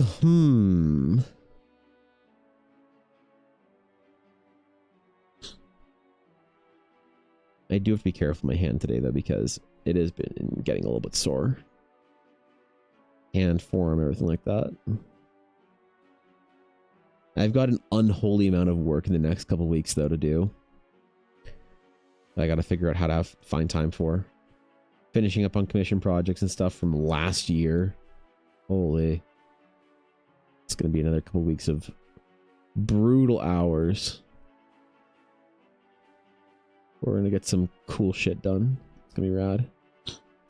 And then next week, I'm going to be off for the first couple days in the week, reminder, because we're getting our carpets changed out in preparation for an infant spawning into the map.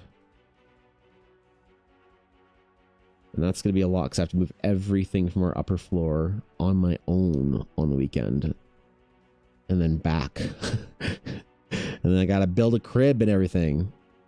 Holy, it's going to be a week. I need you guys to cheer for me next week because between all the work and the home stuff, it's going to be an event. Well, that's decent. I like where that is right now. We'll give a little stretch and then take another look at it. And hopefully record, you know. It'll only take like 30 minutes to put together. Well, that's good. That's good. a couple of their shelves and stuff. I gotta find some room for stuff though, because like we have to get rid of we're putting the crib in our room where a bookcase is. And so I've got to figure out where all my D&D books are, as well as novels. So I'm gonna have to figure out where I'm gonna put all them. I'm gonna have to put them in storage or away or something. Gotta make room for the little one. I'm gonna get him all the cool Montessori toys and be an almond mom. It's gonna be great. So I gotta give him a little toy basket and shit. You get diaper pail yet? It's on the registry. Yeah, there's a baby shower that Ella's mom and then my dad's wife wanted to put on for Ella. So we're not getting anything until after the baby shower. I mean, we bought a couple of things that we needed to get either because like we got the crib because the one that Ella wanted, that one was on like back order and she didn't want to risk it not being here in time or whatever. And then we got the stroller because it was on crazy Black Friday sale. And Ella's mom had already bought us the car seat that goes with it. And it was like a very expensive stroller. So we're like, shit, we gotta realizing that the stroller, one stroller goes with one car seat. So we had to buy that stroller. So we bought it on Black Friday sale. Besides that, not much, just like dumb little things here and there, just like fun stuff. We're not buying really anything serious until after the baby shower because I think Amazon has a thing with a gift registry, whatever, for weddings or babies or whatever, where whatever is on the registry that people don't buy, Amazon gives you a discount on later when you want to buy it. So I don't know. We don't have shit yet. Got the UV one that keeps it from smelling. Oh yeah, the big fancy one, right? Got an Up a Baby stroller from a rich mom in Miami. That's what we got. We got an Up a Baby stroller from the fucking company. That was atrociously expensive. I almost died. Yeah, we got a deep sale too, so whew, can't imagine buying that thing fucking, you know, flat out brand new. Who'd have thought, man? Who'd have thought this would be my life now? Good morning, Silesian. Yeah, dude. I mean, the most fun thing, like we bought them a couple of fun little things. Like we wanted to get him, but like I bought him shoes that I want to get him a little pair of Jordans that I saw at Foot Locker one day. So I bought him some shoes. We bought him some like teddy bears and stuff. Little things. Our theme for our baby is, because what I didn't realize is that everybody's has a theme for like a new baby, whether it's like princesses or trucks or dinosaurs and some shit. Our baby's theme is dragons. We've gotten everything dragon or Star Wars for our little guy. And dragons and Star Wars. I'm very excited. We didn't do like fancy parent thing, like rich tech parent thing. Like Cobalt did like finance for his kids, so we got them like, Goldman Sachs teddy bears and shit. We have to do something nerdy. Dragons and whatever. Star Wars.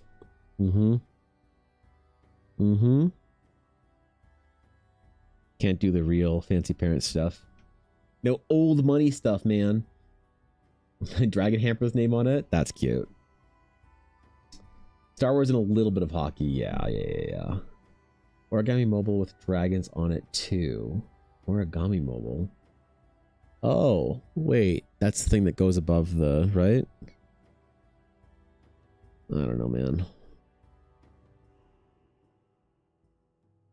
I don't know, dude. Boys are nowhere near as fun to buy stuff for, though. The clothes are not as cute. It's really a tragedy. My talents of hair braiding are wasted. I'll never be a girl mom. Damn, bro. I'll never braid no hair, man. It's tragedy out here. What's up, Saffron? Yo, Saffron, that video was sick, dude. Congratulations on it. I was very impressed. I was all excited. I was like, that's our guild member. It's good shit, dude. It's very, very, very cool. It's a great piece too.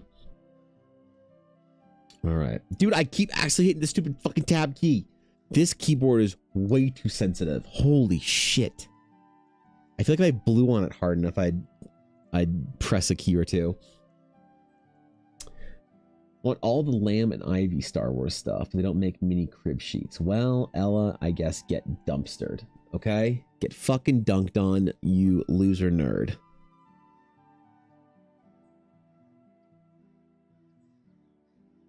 That's right. I wish there was more Pokemon shit for babies that were like officially licensed. I still gotta find the plushies for a little guy and get him to pick the starters. I'll make a video for that. Maybe we'll do it on stream. Your looks powerful. It does, Legion. I'm trying. Listen, this is for the little adventure dungeon mini thing that I'm doing to celebrate Zine February. Zinuary. Doing the first little Eldarin zine with this. Supposedly, anyway. So we have to make this piece of art regal and majestic. Powerful. We need to channel the orb feels from the Overwatch Winston cinematic where they look at the earth. That's a good orb there. Or from the entirety of the Destiny franchise. Except we don't want to invoke the Destiny franchise, because if I wanted to disappoint all my player base simultaneously, I wouldn't be making a TTRPG, alright? $50 is way more than I want to spend for a single crib sheet. Yeah, I mean, babies need crib sheets. Like, can't you just, like, I don't know, put like a towel down or some shit? Put out like a beach towel or whatever, you know? Or like a tape down a trash bag or whatever. That's probably fine. Paint any decor? No, probably not. Because we have to do, like, we have to, I mean, I don't know. We don't have much space. We don't have any space. We're kind of screwed, honestly, right? We have 2 bedrooms, and one of them is my Ella and I's entire workspace. So this cannot be like a nursery or baby room. So baby has to be in there with us. And then we got a couple of years, I guess, that we have left before we can have to figure out what the fuck else to do. I'm kind of panicking over it a little bit once in a while. So I don't want to mess with our bedroom too much. I was thinking about it, doing some like painting some little dragons on the walls or something like that. But what I would maybe more likely do is I was thinking about doing wall vinyls. So I had this stupid idea, okay? This is a dumb idea, but I really want to make a children's book. And I've wanted to for years, but now I actually have a reason to. And I wanted to do it about dragons. And so I wanted to figure out like some like cutesy little art style or whatever for like some dragons or whatever, and make a little book about some dragons. And so if I can figure out, like, if I can get to this project at some point in time in the next couple of months and at least make the character designs for it, then I can make little wall vinyls of our dragon, and then I can put those on the walls. And that's maybe the extent of like sort of decor that I might custom make for the little guy. Is make him his own little book. I think that'd be a fun thing to do as a dad. Make your kid a book just for him. What are we using the Evan Maru art style? That's a good point. There's that too. Oh yeah, that one works, doesn't it? Was enough time. I need you to make sure I have enough inventory for the entire year before he gets here. Yes. That's unfortunate. You need to have all of your inventory for every convention for the rest of the year. And admin event calendars too. That's also a thing that needs to get done, isn't it? Doesn't it? Because I don't know if you can like really like, I don't know. Are you gonna be able to make admin calendars in like August, September? What is that with a 4 or 5 month old? Do 4 or 5 month olds sleep? Are you gonna have time to make stuff, make advent calendars for in time for Christmas for the 4 or 5 year old, 0 year old, 0.5, 0.6 year old, something like that? Taped out a trash bag is evil? It's not evil. It's practical, dude. What do you mean? Oh wow, sorry, Saffron. Sorry, you grew up on the rich end of town, but out here in the stocks, man. You get a 2x4 and a taped down trash bag. That's your bed.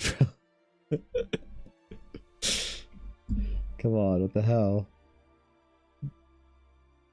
What are we even talking about here?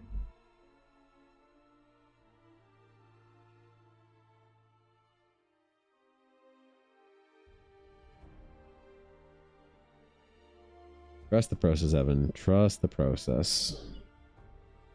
Don't overthink the fancy aura lights.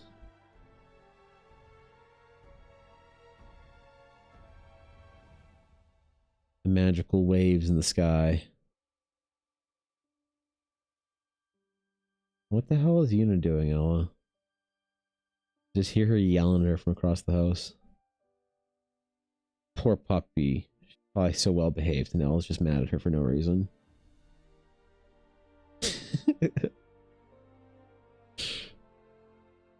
She wouldn't eat stuff off the floor. She wouldn't chew on packages. Not our puppy. Waterproof mattress protector too. Yes. Trash bag. Trash bag. Costco, you buy enough trash bags to last them until they're 12 years old. 1 box. Easy clap, right? Growl barking apparently outside is danger. Outside is danger. Maybe Yuna's right, you know? Maybe she's correct. All right, give me a sec. And grab a new water because I'm almost out of electrolyte. BRB.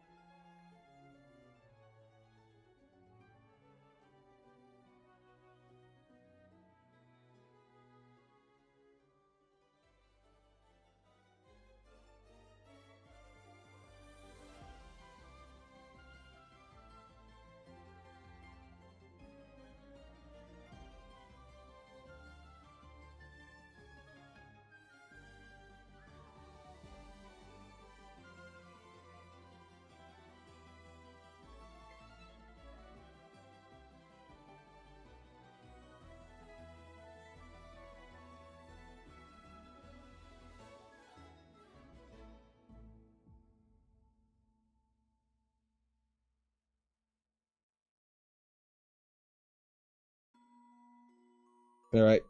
All right. Be back. We chilling. Okay. So I think our orb is good. Couple of floating runes, and then I think we're basically... This would be a fine front cover to a book. A little adventure. Maybe we'll do some more clouds. Okay, some more clouds and then we're done. And then it's hot tiefling bar time. This can't talk. We used to go ghetto swimming in the backyard. What is ghetto swimming? Ghetto swimming.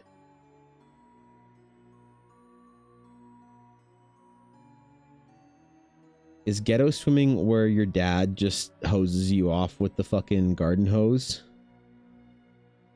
Because we did that. Couldn't afford a little pool. I had a friend who had a pool. Oh my god, man. Like one of those like shitty above ground like pools that looks like it's gonna break at any moment. It's the coolest thing ever. Probably contracted at least 3 diseases in that, you know? Where you fill up a trash bag with a hose and hold it up around yourself. Oh. That's pretty good. Hey, you know? That's a great way to keep cool.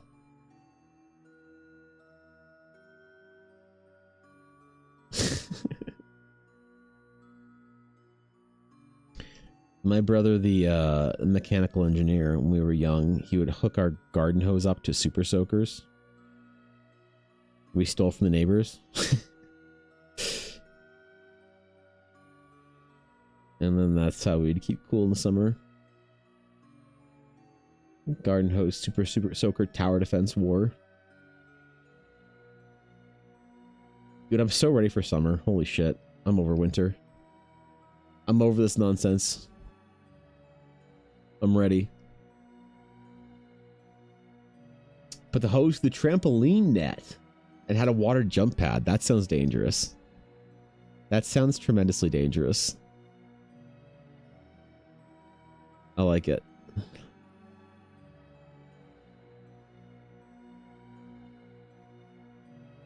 We usually don't have like super warm summers where I live anyway, so it's more of an exercise in keeping warm in the winter. My dad's gonna make a ice rink in his backyard for our little guy when he's able to be on skates and stuff. It's gonna be fucking awesome.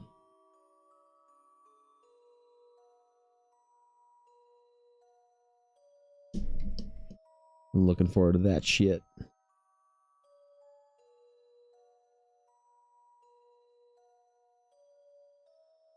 Remember, if we ever have floating runes, there must be an accompaniment of clouds.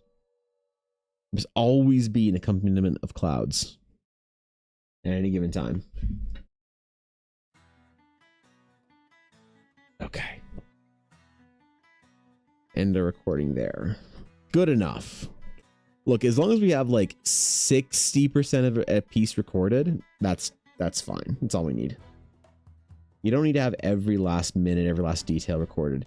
Except for that one guy on TikTok who said that if I don't have every last second of my thing recorded, then I must be using AI. Hey, what the hell am I actually hitting? What the fuck?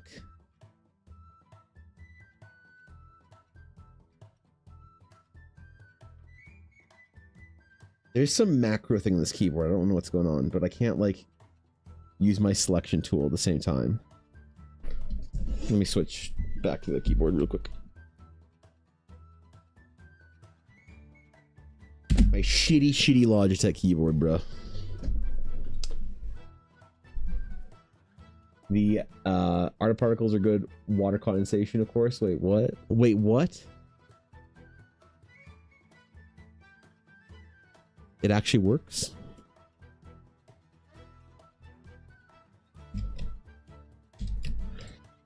Okay, this should be good. This should work. There we go. There's some like weird macro or thing or whatever when I try and like hit the Alt key on my other keyboard. I gotta disable it. I gotta download the app, man. The Asus app. I hate having more like software things for peripherals on my computer, but I only have to have Asus and Logitech. That's fine. I am glad that I don't have a single piece of Razer tech on my computer or in my computer anymore. I really don't miss the Razer app thingy for lights and whatever else and keyboard shortcuts and shit. I used Razer products for so long, man. I was such a Razer enjoyer when I was a little peepo gamer.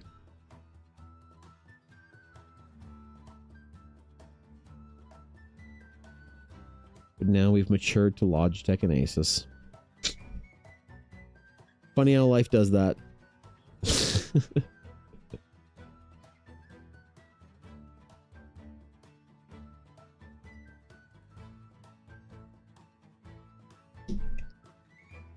All right, you know what? Good enough. Good enough. We sign it. We done.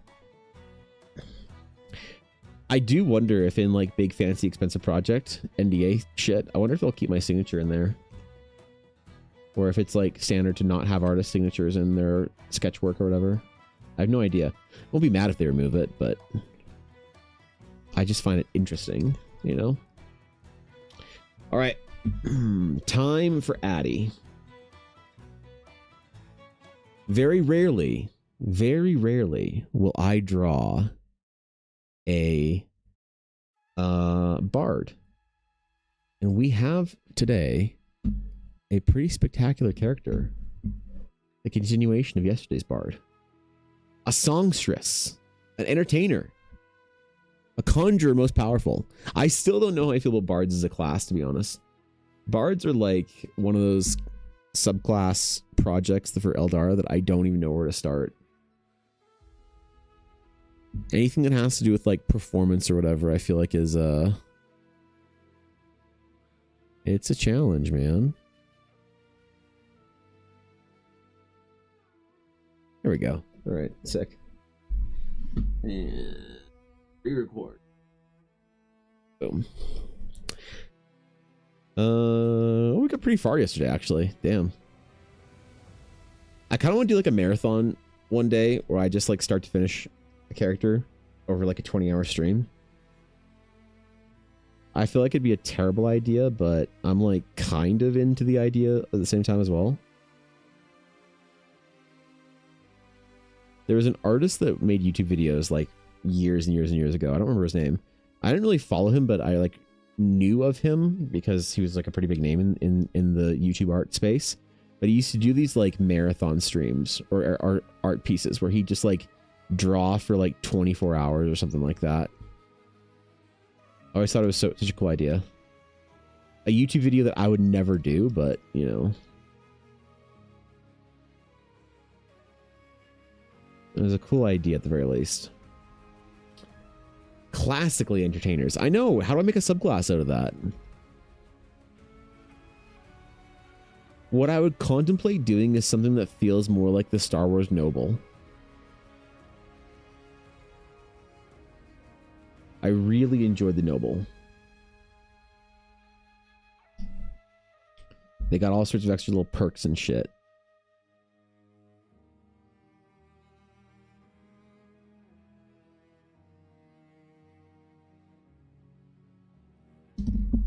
Let me write a note to myself real quick. I need to ask the client some details. Predictable. But then I suppose failure comes naturally. Let's what the hell? The timer is high enough. Okay? The timer is too damn high. You're not helping. God damn it. Okay, fucking okay. Okay, hold on.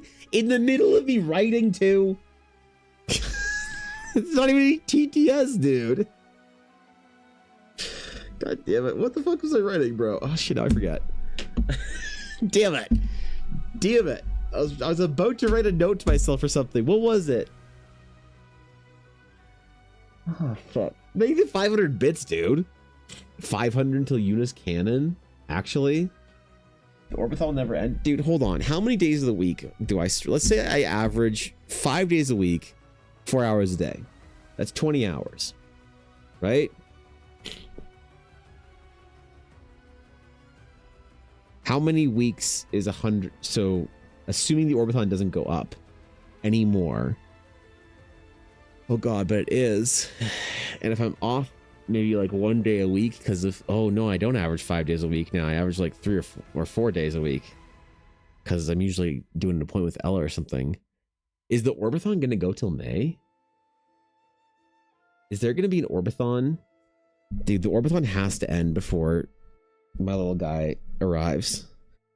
I can't have him come into this world where his dad is stuck in an Orbathon. I can't do it, man. Thank you, Lexer. It's very generous of you. I appreciate it. Thank you for the bits, dude. That's very kind. Even if the timer is gonna haunt me now, it's gonna be there in my dreams. Just thinking about a never-ending timer. The anxiety of knowing that it's 2035 and I'm still running my same Orbathon from 2026. Bro, what if I just start streaming late night Diablo and then I can just start killing the timer like that? And nobody knows. I just won't announce it. I'll just be live. Run the timer down. Run the scamas. And then one day the emotes will just disappear and you guys won't know why. The timer will be gone.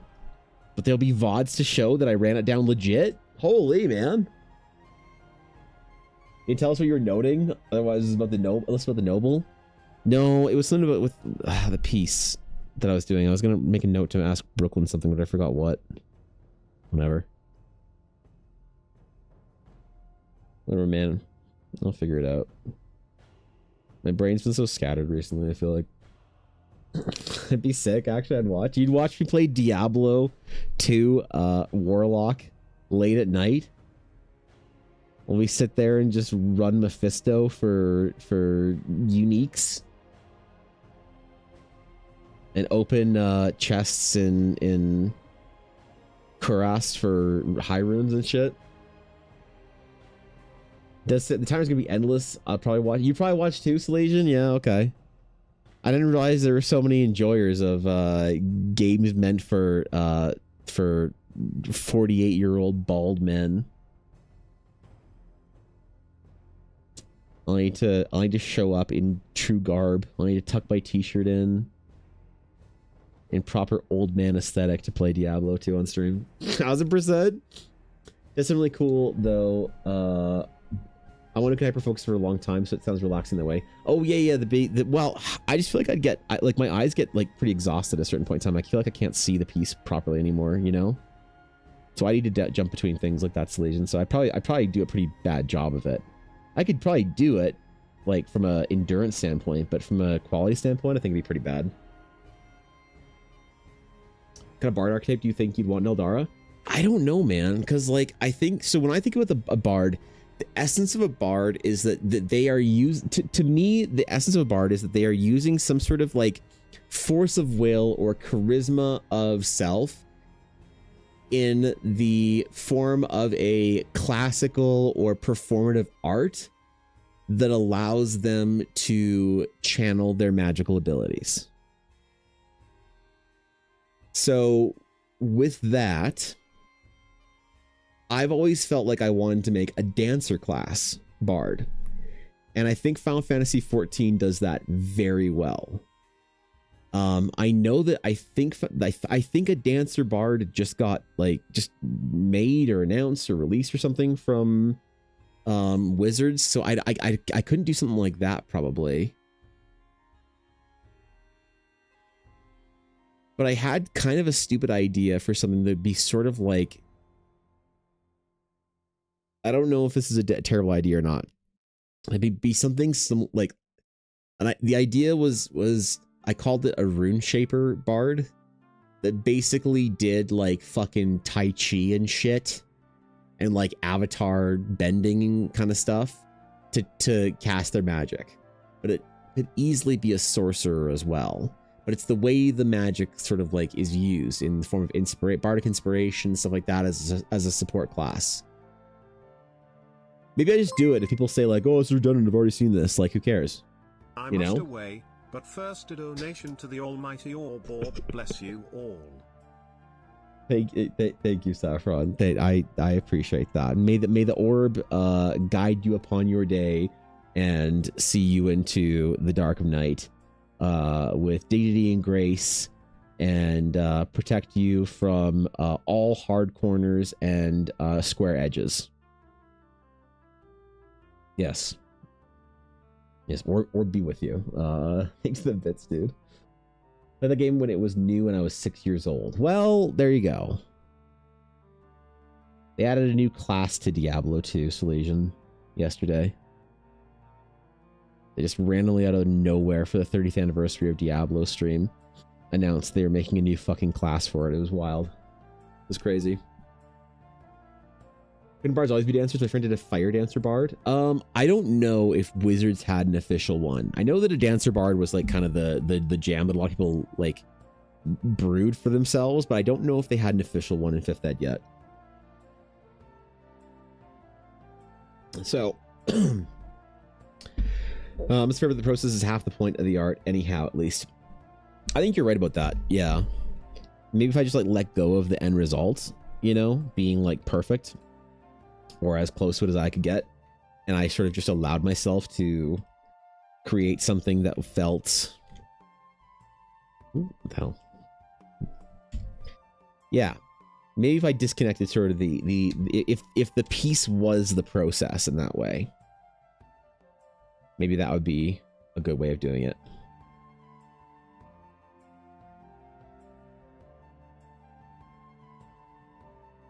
But that'd be tough for me.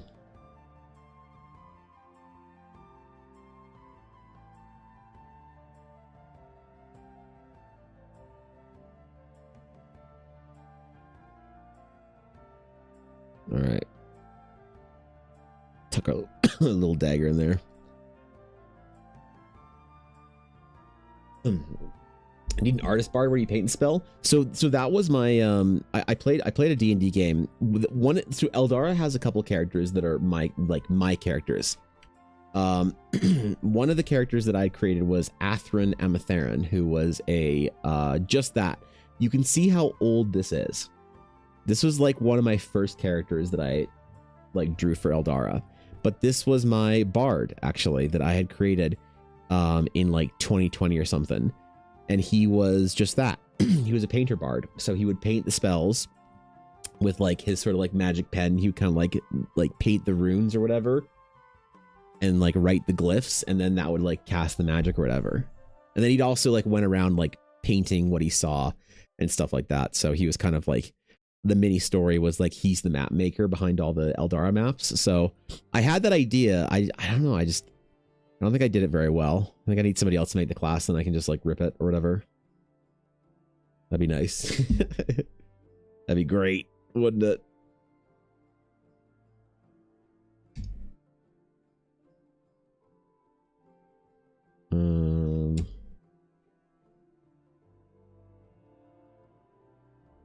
Shit, we'll hide that over there.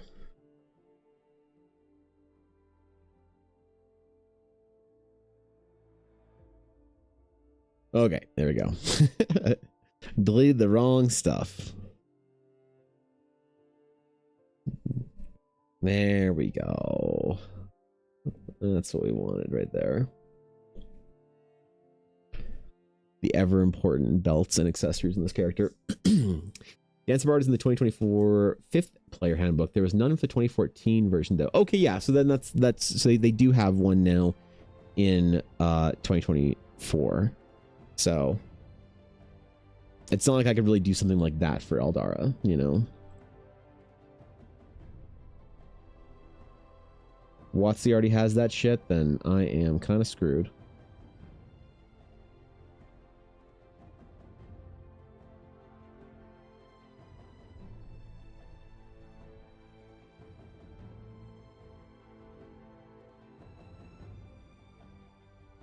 That's okay. I'll figure something else for the bard.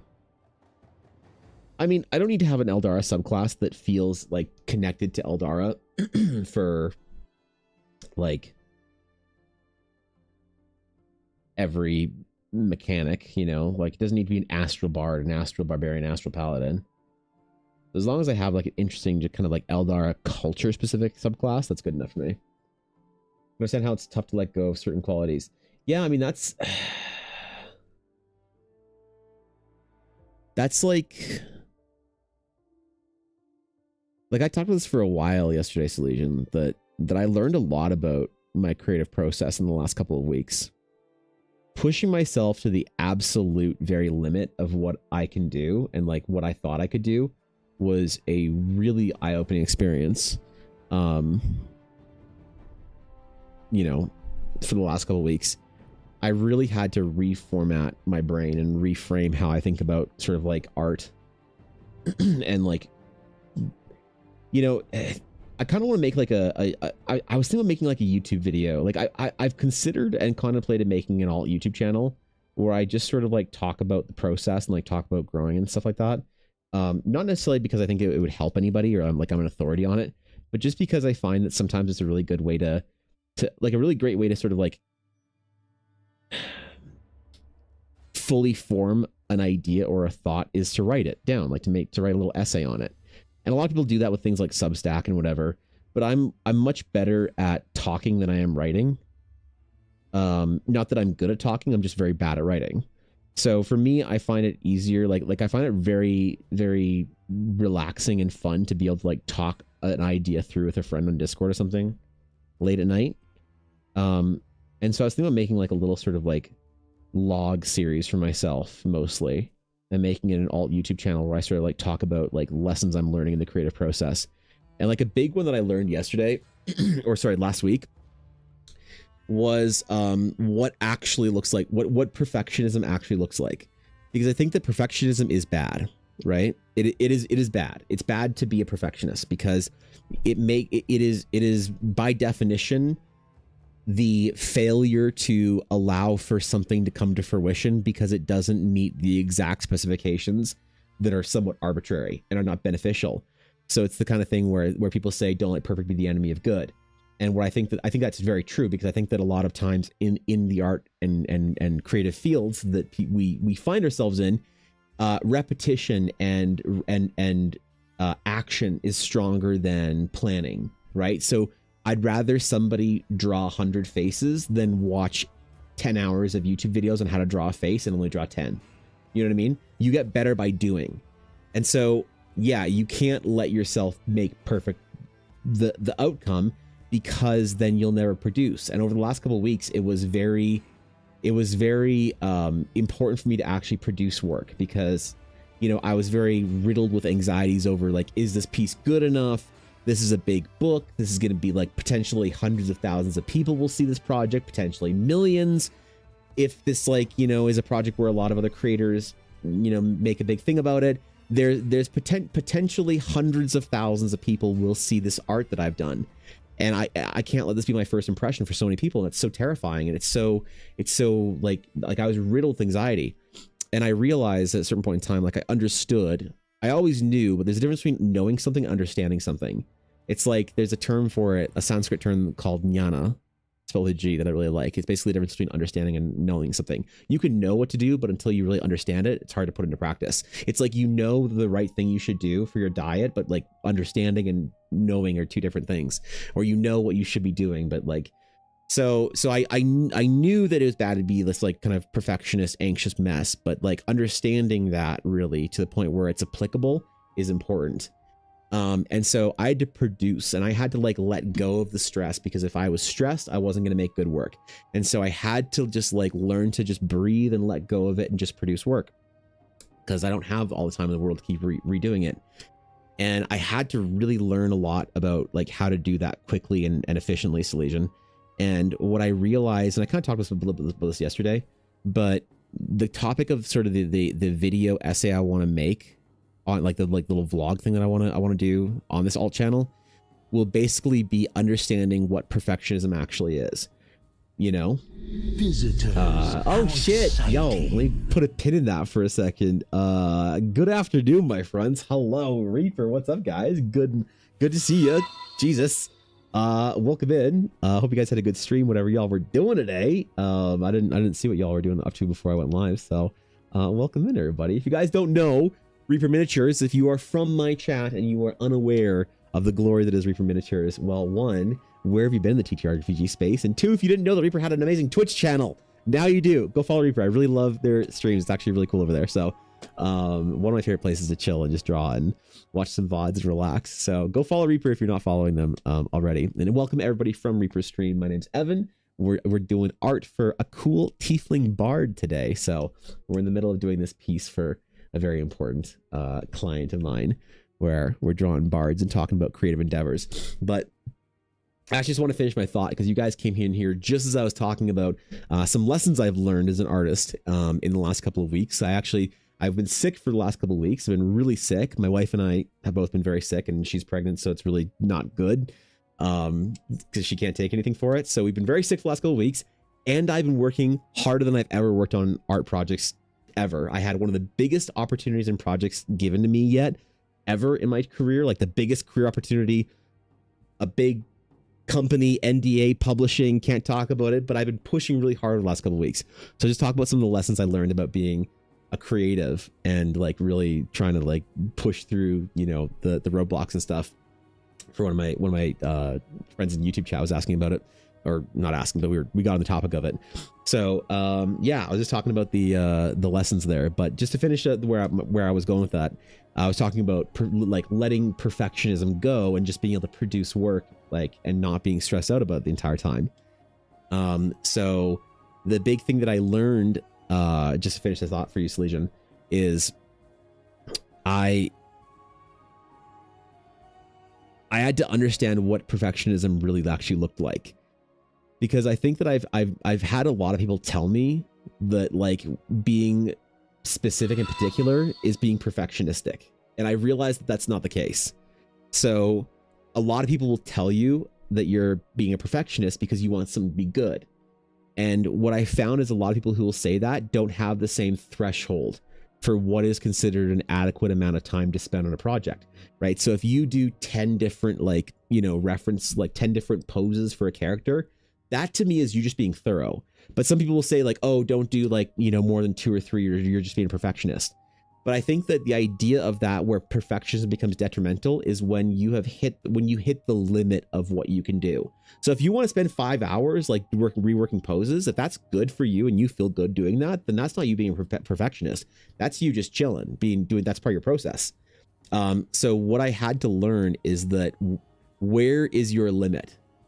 What is the absolute limit you can go to before you start to degrade in quality, before you really fall off that edge and the work that you're producing is really bad?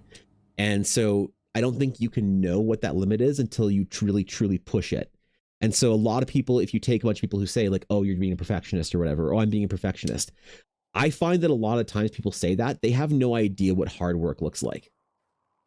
And a lot of the advice that people will give you is really bad, because to me, some people will say things along those lines like, oh, you're being a perfectionist. No, that's just what hard work looks like.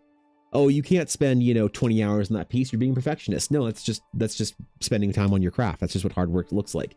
And so I very much don't trust the major sort of like discourse for artists about perfectionism.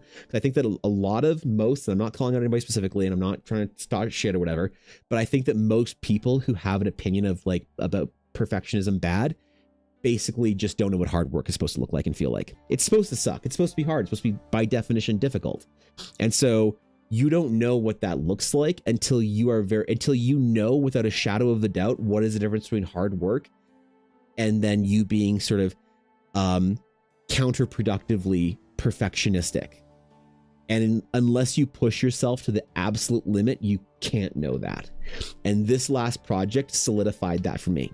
It showed me exactly where the limit is, where the line is, and where me pushing is just working hard and taking it seriously.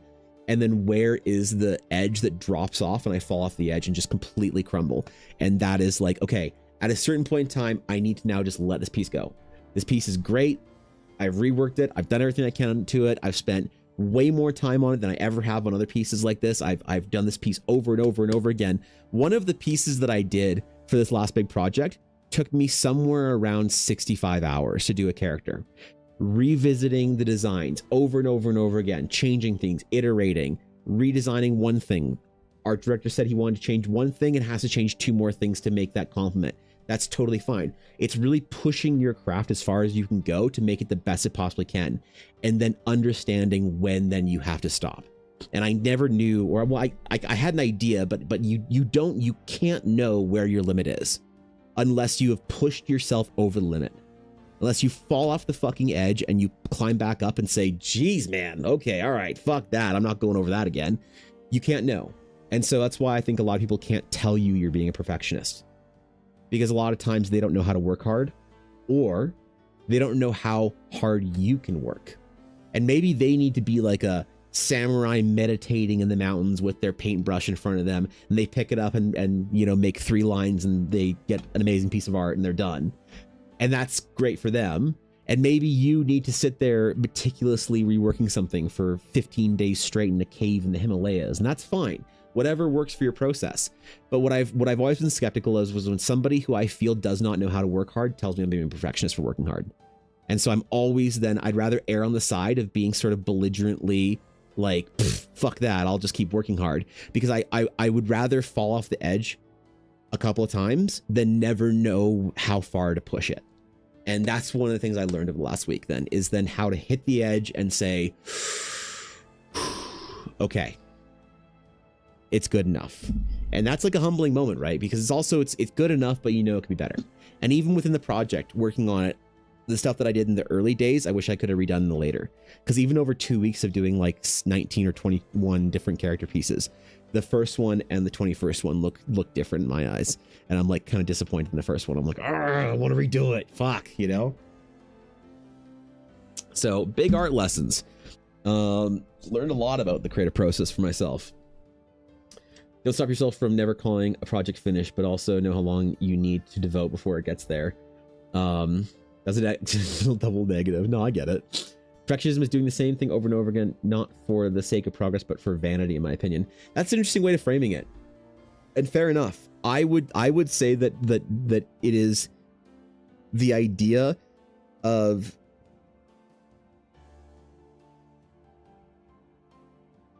reworking a project past the point of useful, of potential useful, like working a project to the point of diminishing returns, or working a project to the point of reducing the quality of it.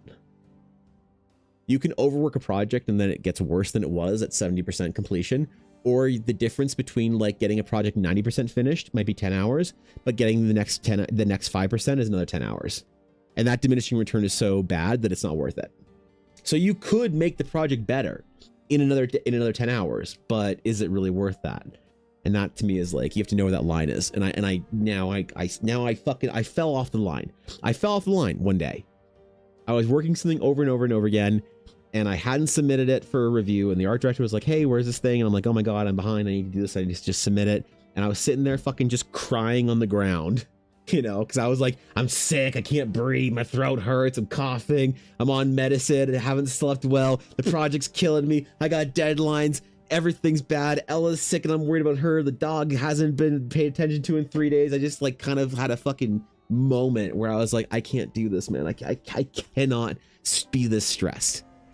And I just took a big deep breath and I just laid down. I just had a fucking nap. Because like when I wake up, I'm just gonna take a breath and I'm gonna put 20 minutes into this thing and then submit it. And the sort of the acceptance just washing over me was like big, you know?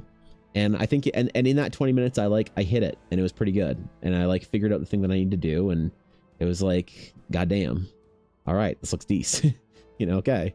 And I think it's actually one of the strongest pieces now. And so being willing to like let go of that, it's something that I heard Rick Rubin, the producers, talk about, where you can't make art while you're stressed about the result of it or something like that. And so it's like the difference between putting willing amounts, like productive amounts of stress on yourself, willingly being stressed about a piece to like make it good, is different than feeling like the stress is being pushed and imposed upon you. And it really made me realize the kind of projects I need to work on the next year and the kind of projects I'm willing to take and not willing to take. And I didn't take anything. There was no project in this big project that I wasn't willing to take, but it made me realize that all those times that I'm frustrated with a project and I don't want to finish it, that having a project that I don't want to do and I don't want to tell the client, hey, sorry, I tried this and I don't want to finish it because it's like not going to work out for me or whatever. That's like not productive. Sorry, give me one sec.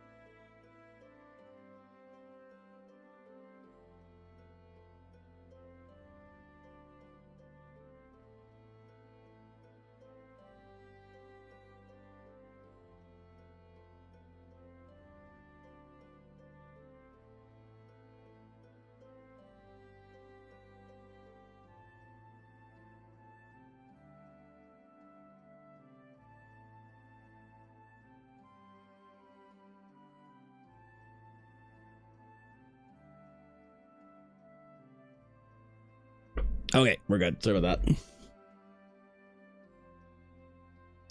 that. Your Grudo sounds freaking cathartic. It was neat as a experience solution. It was an interesting artistic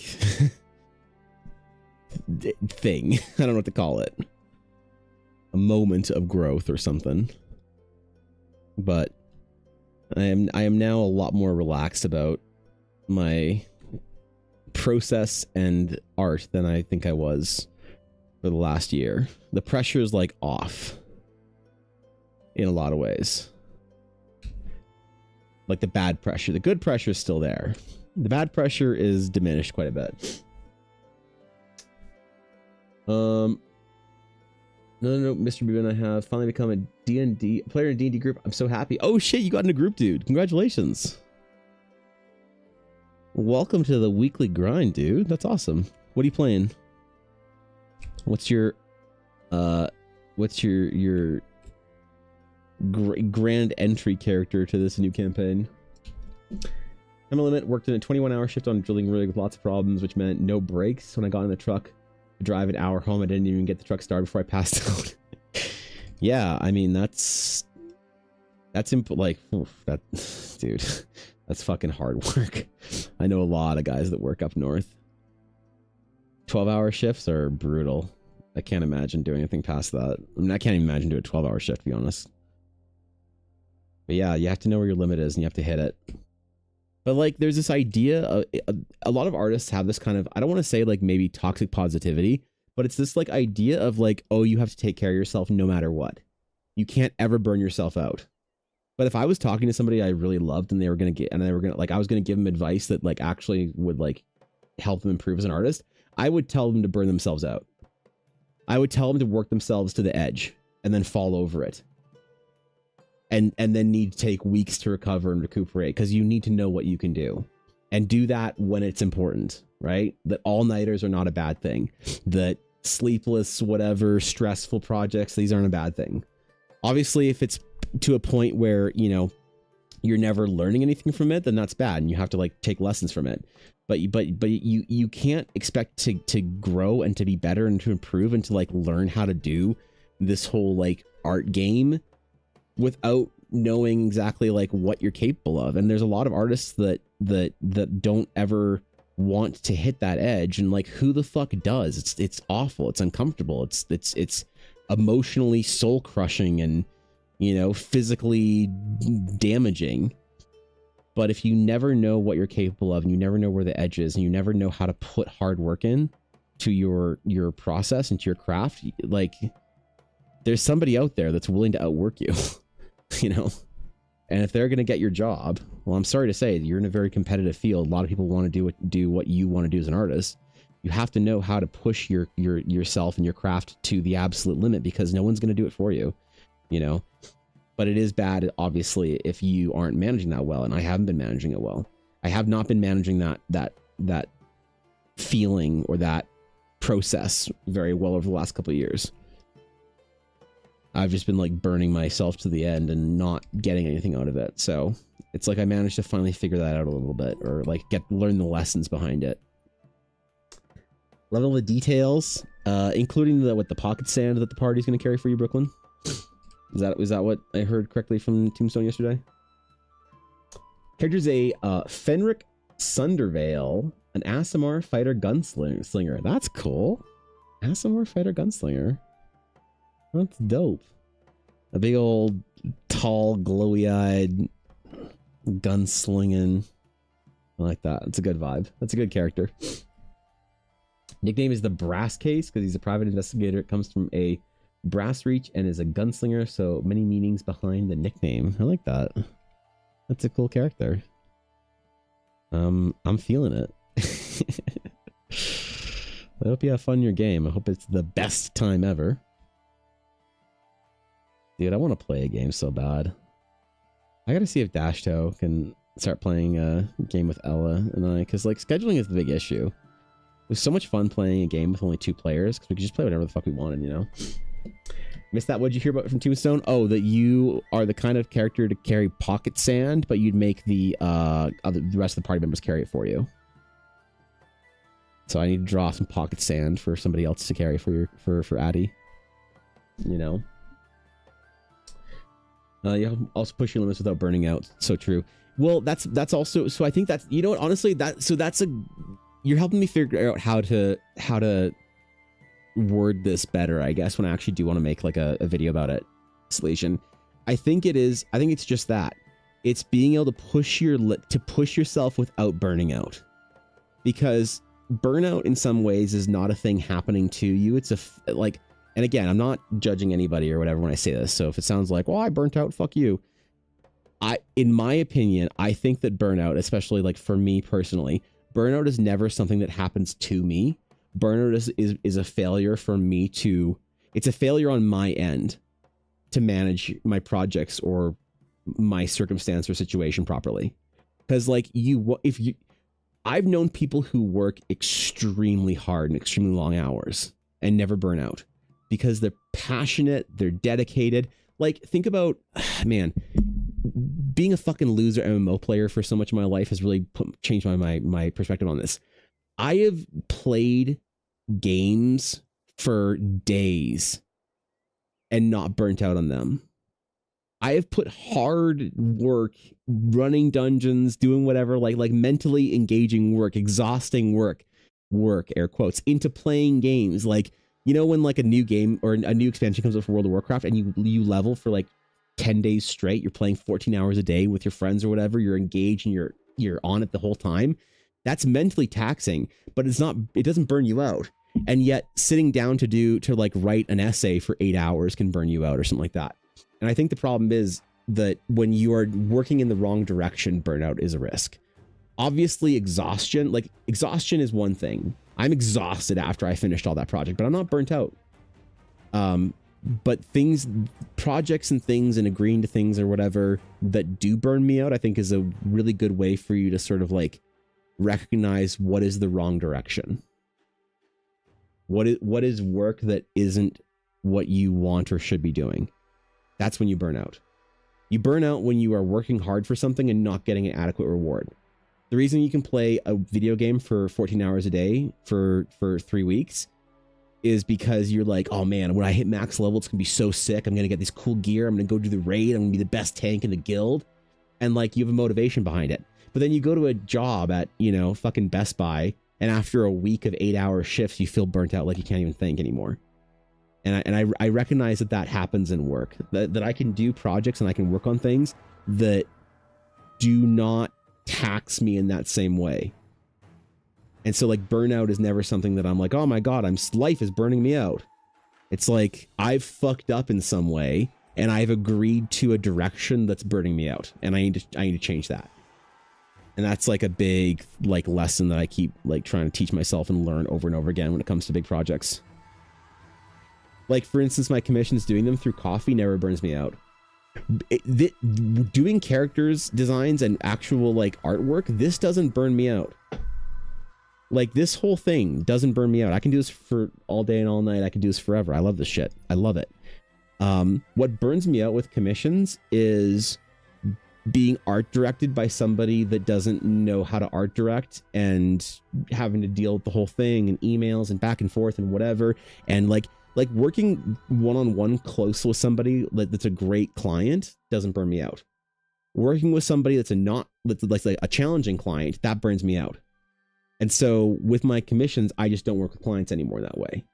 Because if I have 3 great clients and 1 difficult client, that 1 difficult client makes the other 3 just vanish. And it's all I focus on is that one bad thing that's happened. So trying to figure out how to reduce that kind of issue is like a really great way of managing the physical exhaustive, mental exhaustive stress of making art all the time and working so many long hours and shit.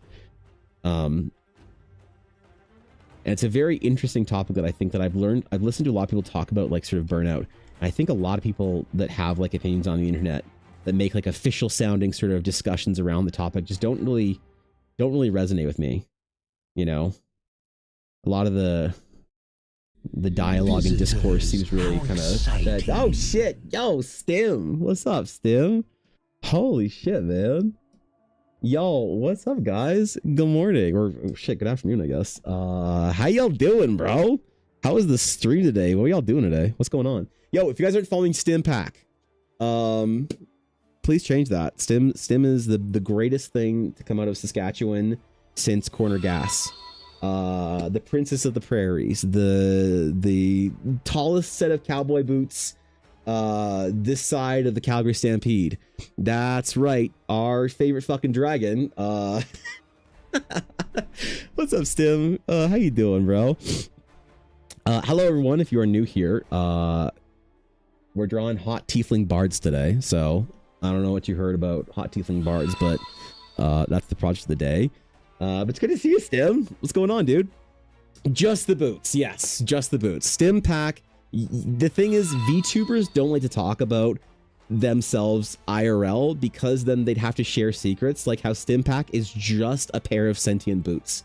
All right? Like, I don't want to like spoil the fucking secret or whatever. All right? I don't want to start the Glitch Stars drama. Okay? But I'm convinced that Miwa Bella is just a sentient pair of gel nails, and Stim Pack is just a sentient pair of cowboy boots. Yeah. Now the boots do not have fur. No, those are you know, Canadian Wranglers right there. So are they any other tiefling bards? Yeah, something like that. What's up, guys? So Stim, I'm returned to stream. This is like, I'm getting back into it. For those of you who are not in the know, I have just taken a couple weeks off because I was sick as shit and I had to work on the biggest project of my life. Okay, I was asked to do a massive project for a big TikToker with millions of followers doing a book. It's like a big thing. So now we're just going back to basics. All right, drawing hot tiefling bards. It's been a very stressful last couple of weeks. Ella has been having those 3rd trimester pregnancy, you know, strains. So today, we're just here to talk about Diablo 2 and hot tiefling bards. So if that's your jam, you guys are most welcome here. But thank you again for the raid, Stim. I'm honored. I mean it, man. Stimpack's like one of my favorite streamers. I kind of embarrassed by how much time I spend just watching Stim while I'm drawing, lurking in chat. So it's good to see you, man. I'm honored. And thank you for the follows. I appreciate that. Sentient boots and nails. Do they know point hat? Probably not. But you know, we're not gonna. Oh wait, isn't Fell doing something? Stim being here just reminded me. Isn't Fell doing like a debut or some shit, or a redesign or some shit today, or is that this week? Or wait, he's in here yesterday talking about this shit.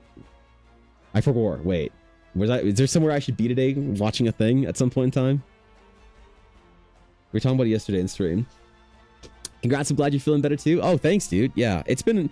Elle and I have been like sick off and on for like the last couple of months. And I haven't been able to tell stream like why I've had to like go to so many appointments or whatever. You know? Oh, Ella's not feeling well. Don't worry about it. It was nice to finally be able to like come back from everything and announce it formally. But yeah, by the way... Ella's very pregnant, and that's why, you know, being sick was such a strain on us. So Stim was a sentient pair of squig slippers. The more you know. No, the thing, so they don't actually have slippers in Saskatchewan. They can't afford them, unfortunately. I don't want to shit talk here, okay? But all they can afford in Saskatchewan is cowboy boots and the occasional horseshoe. So let's not shame anybody for not being able to you know, get their slipper game up. So yo, baby, congrats. Yeah, I thought you knew, dude. What? I thought you knew. I announced it like a while ago. I thought we talked about this shit. Maybe I'm wrong. I'm sorry if I never told you. Oh fuck, man. Yeah, that's where I've been, man. That's where I've been MIA.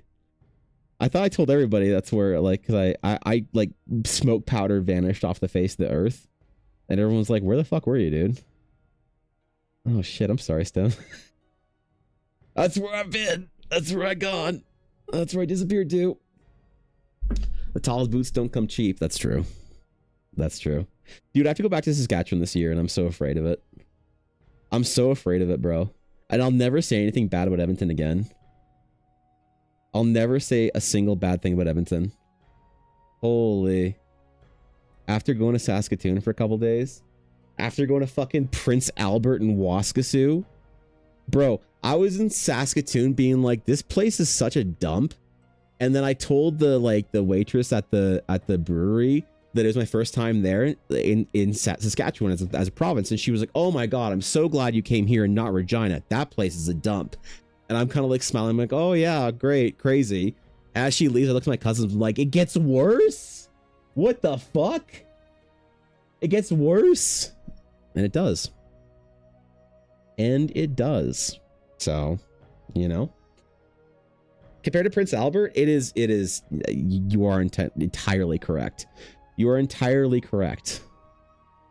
It was disappointing, terrifying, and I will, like I said, I'll never talk shit about Edmonton again. So, the Canadian gobbledygook spilling out here is incredible. Listen, Stim and I know how to speak Shorzy, okay? Ah, shit. Yeah, but wait, isn't Fell doing something today? I think I forgot. I gotta get back on the schedule. My brain's so fried, I don't even remember how to draw a straight line. So you guys got to speak in crayon to me today. I asked my chat when I went live today to be gentle. Speaking crayon and Diablo 2 to me, and that's it. Yeah, well, thank you for the follows. I appreciate it, guys. Welcome to the stream, yo. Us driving past the prison in Prince Albert, completely unaware that's what it was. That's true. Yeah, they just have prisons there, dog. I didn't know that, man. It's like a tourist attraction, you know? You go see like the giant donut in a city or whatever. That's like their claim to fame. You go to Saskatchewan and their cities there have prisons. That's their jam. That's cool. I didn't know. I was a tourist, all right? I was a fucking tourist. All right. So, Where were we? Hot Tiefling Bard. Am I still recording? The goal is to try and get this character done today or tomorrow because... Oh, no, not tomorrow. Tomorrow's Fan Art Friday. I forgot. Fan Art Friday. We got to do either Critical Role or the next person in our VTuber series. I got to figure out one of the two. Have a great day. Yeah, for sure, Stim. Thanks for stopping by. I'm honored. I'm so sorry. I'll send you a message still. I'm so sorry I didn't message you. I completely fucking thought I did. I absolutely thought I messaged everybody and said, hey, this is why I'm not around. I apologize. Now I feel like an asshole. I mean, valid, right? But if you guys aren't following Stim, please go follow Stim. Please go follow Stim, the legendary parser, the best warlock player this side of the Sunwell. Holy man. The Glitch Stars manager. The real brains behind the operation. Okay. We're Gucci. You don't have prisons in Alberta? Not in the middle of our city, bro. What do you mean not in the middle of the city? We don't just put them like right next to... There's like a school and like a family like pool and shit right there. No, we got prisons. They're just like out there. They're far away, man. All we can afford in Alberta are hockey rinks.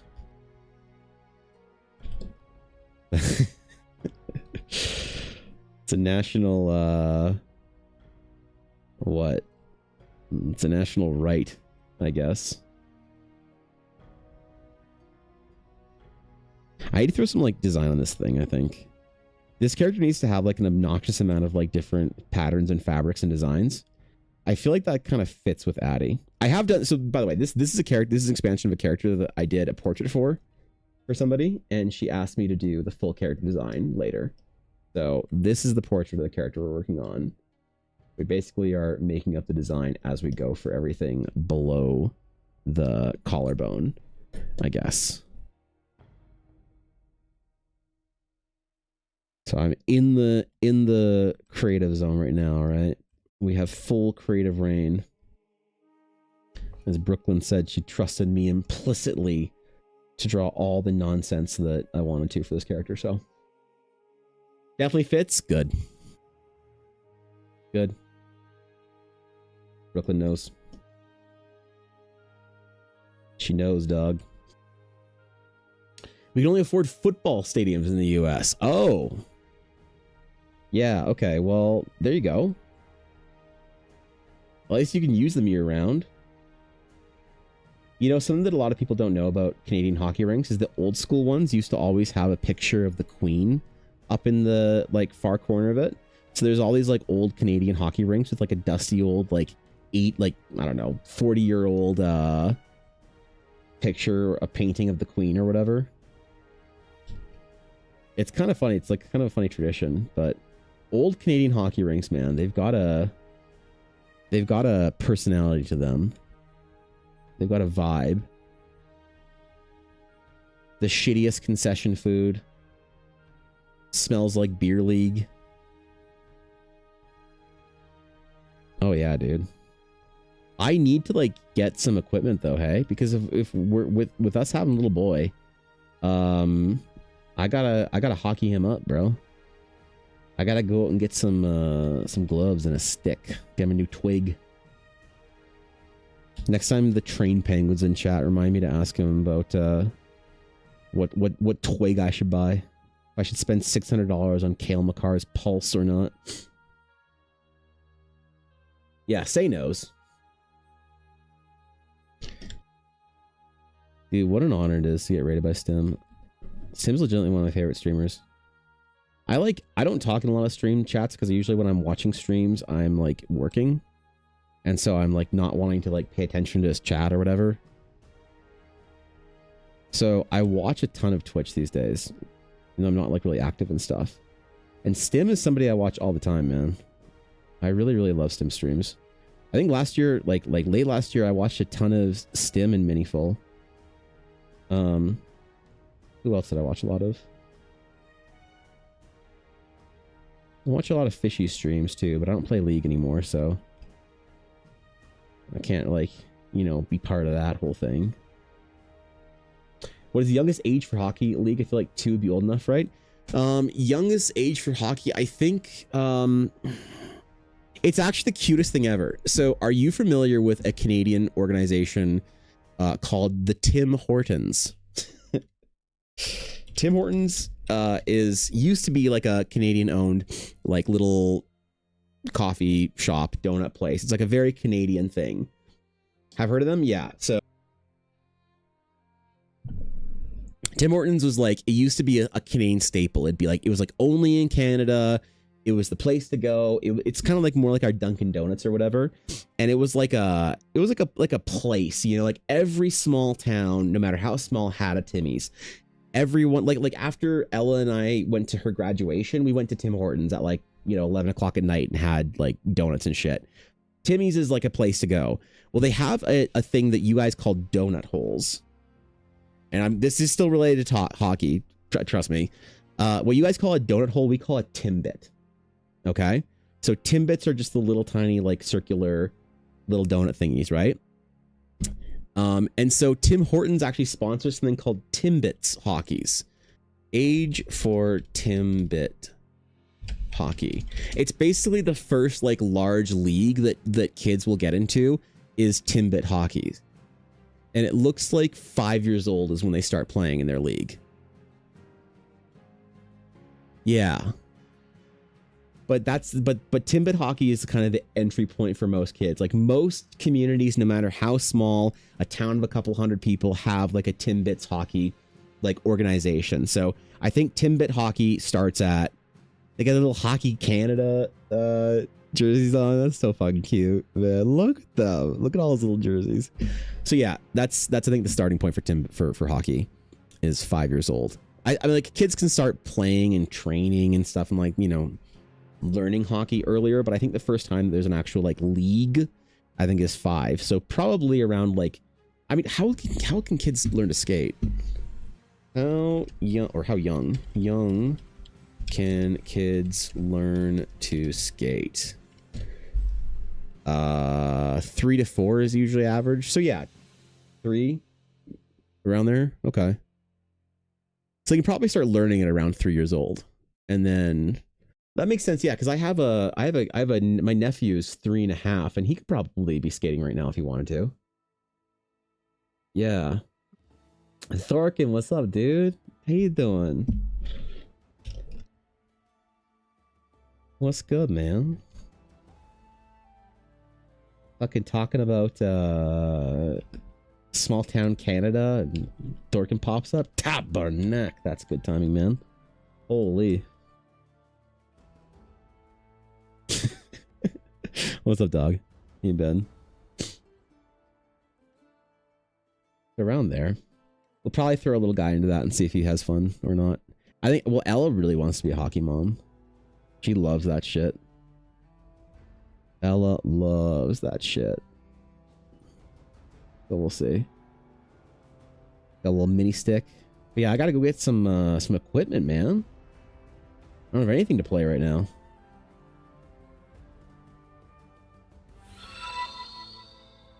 That shit's expensive, though. I wanted to get some goalie pads. That shit's like a couple $1,000s. Hovenkoven, thank you for the follow. I appreciate it. Welcome in. So you're drawing in real life texture. What looks to be pencil-ish is very real looking. Then I see no hands. Not what you think. People can draw with no hands. Did I create the brush? Yes. So this is based off of another person's brush, but it's my own version of another person's brush. So I didn't, like, invent the brush or whatever. But all the, like, the idea of having, like, this texture and the noise, this is a brush that I because, like, all the brush settings are what makes it, you know, do what, like, get this texture or whatever. But it took me a long time to try and figure out how to get a good pencil texture without working on very low resolution.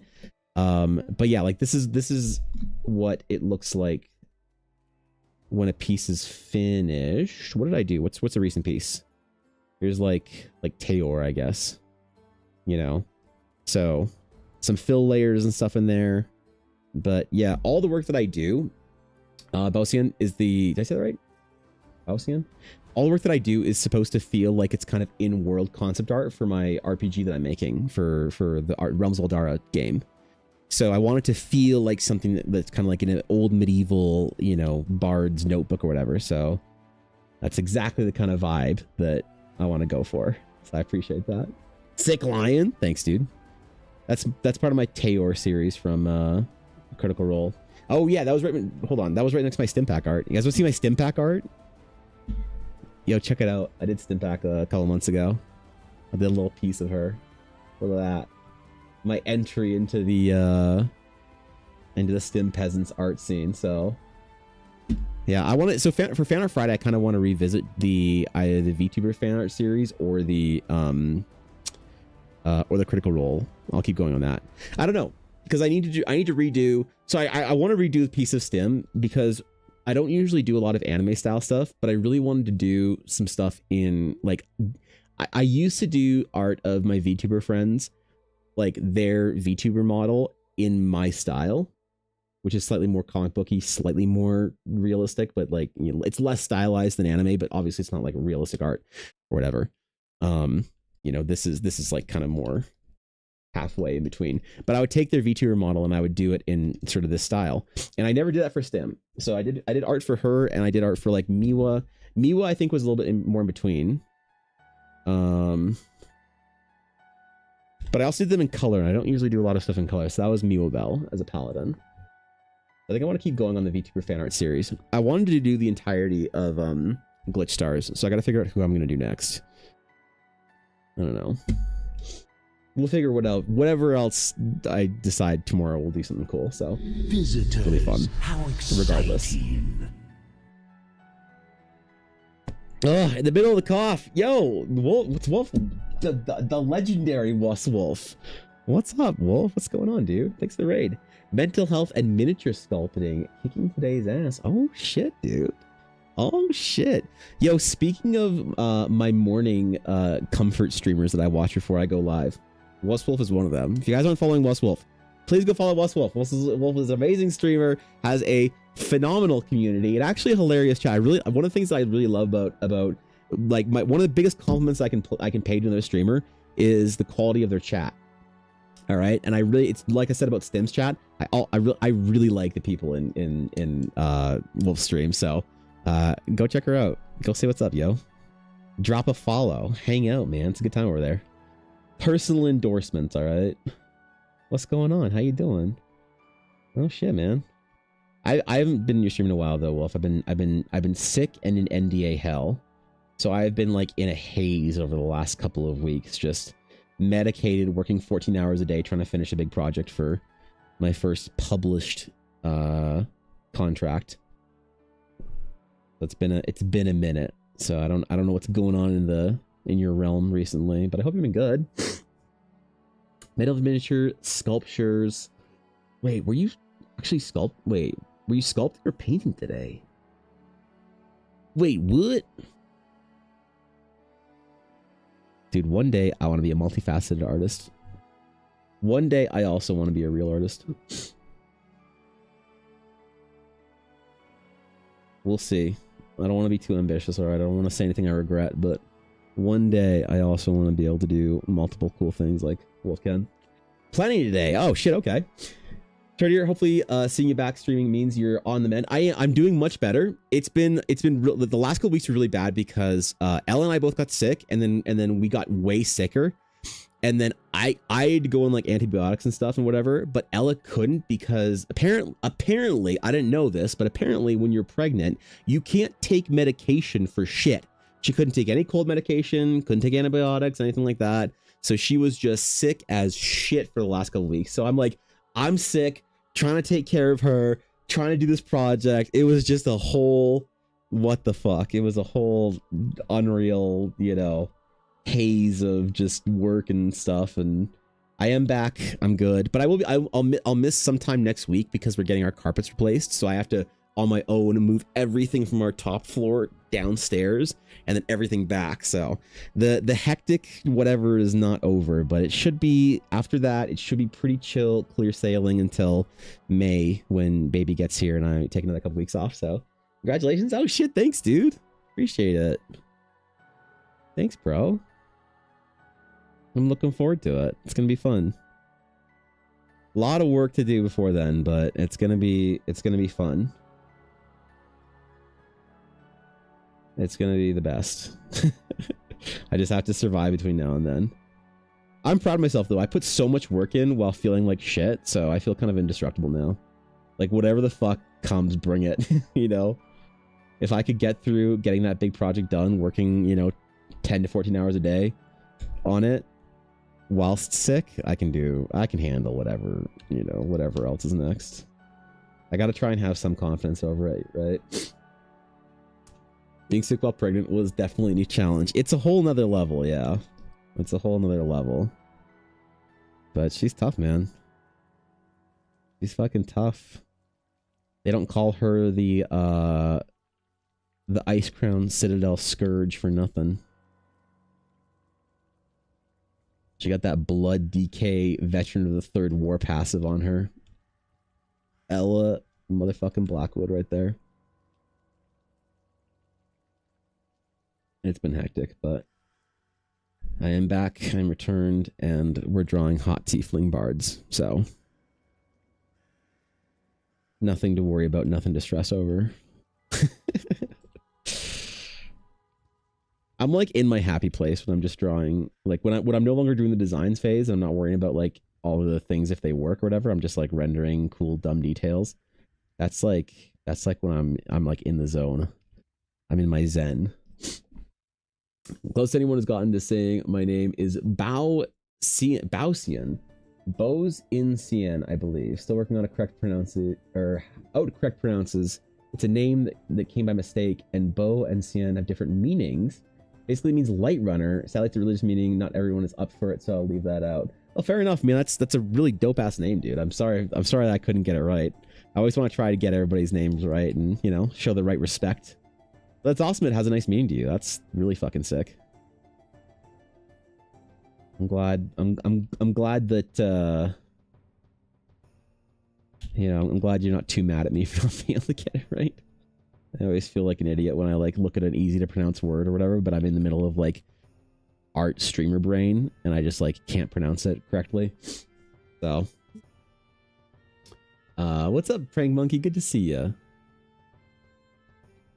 Prank you an Internet Explorer. Listen, the late raiders are still welcome in here one. It's fine. That's pretty good. That's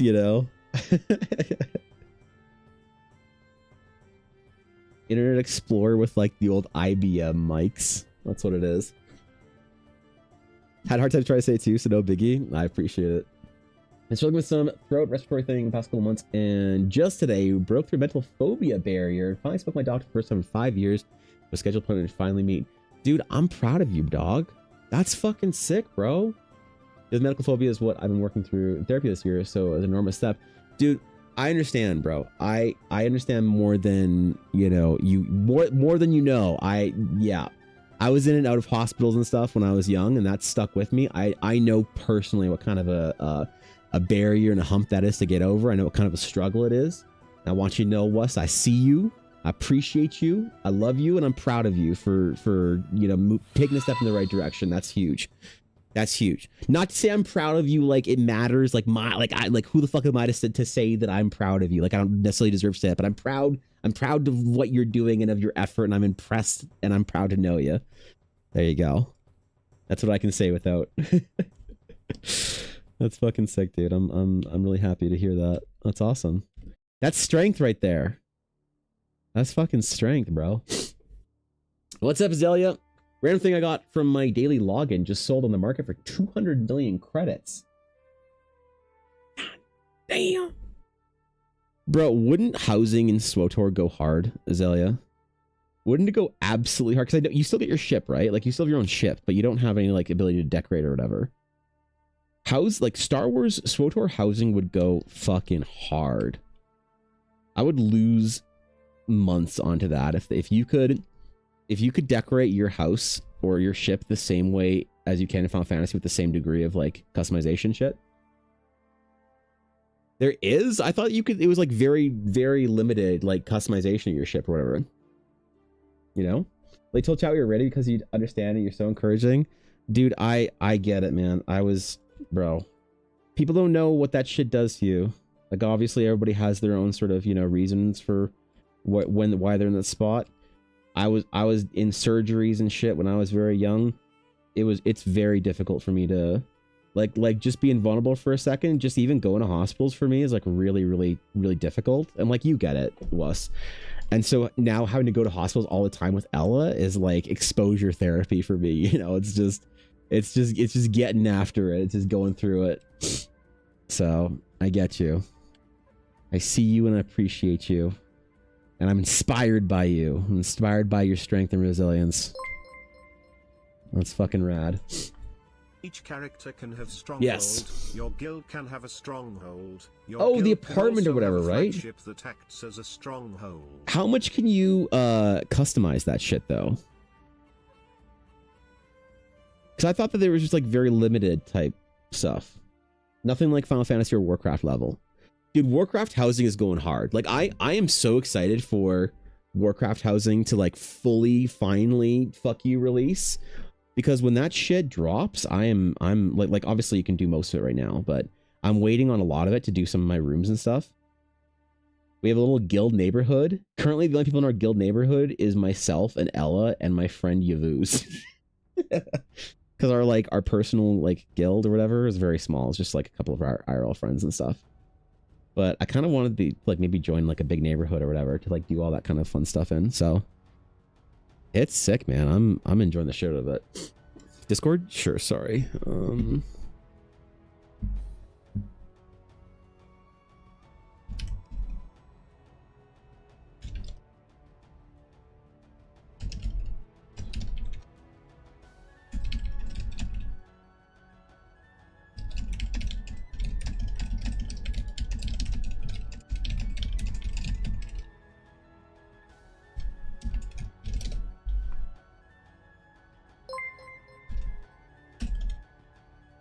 Pretty Okay. well. Not Thank you, to Ella. the extent of final, but it's really fucking close. Okay. And you can now expand the size of your strongholds. Really? There are also like a dozen different strongholds on various Really? planets that you can buy. Interesting. He made me want to play SWTOR again. It's been so long, dude. I thought SWTOR was going to be the game that destroyed my life. Because it's like World of Warcraft, MMO, my jam, but also in the Old Republic. Also Star Wars, but also my favorite setting within Star Wars. When SWTOR came out, I thought it was going to destroy me. I thought I was never going to leave my house again.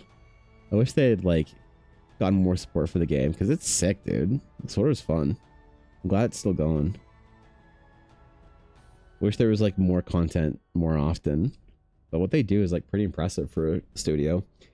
Go back into WoW? Good. Good. Excellent. That's what I like to hear.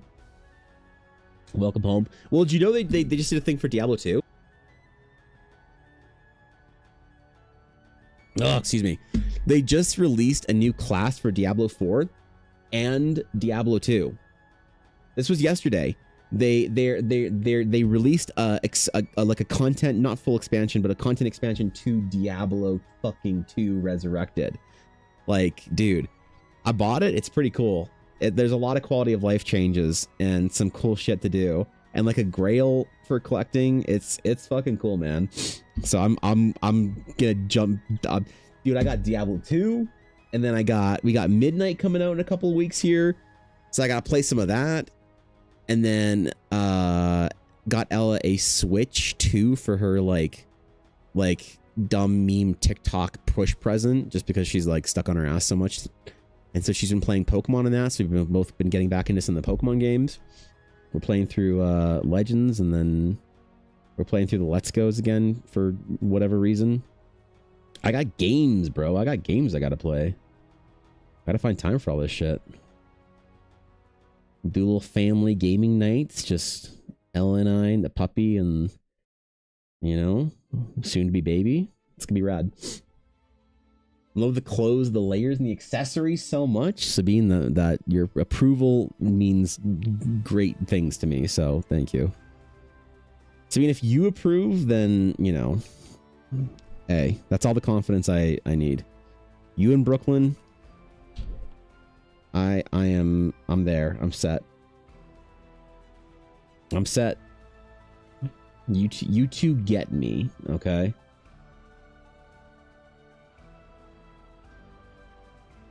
I'm really gonna push like pretty hard on this one for all the dumb details. Like I kind of want to flex on this one. Like, I want to show off a little bit. I don't know if that sounds dumb, but I kind of want to show off on this one a little bit. So there's a lot of like details I'm gonna do in like the different skirts and like fabrics and stuff and the leather work on the boots and shit. It's gonna be dumb, bro. It's gonna be dumb, but I hope it all comes together. It's ambitious, all right. Just ambitious. That's the way I'll word it.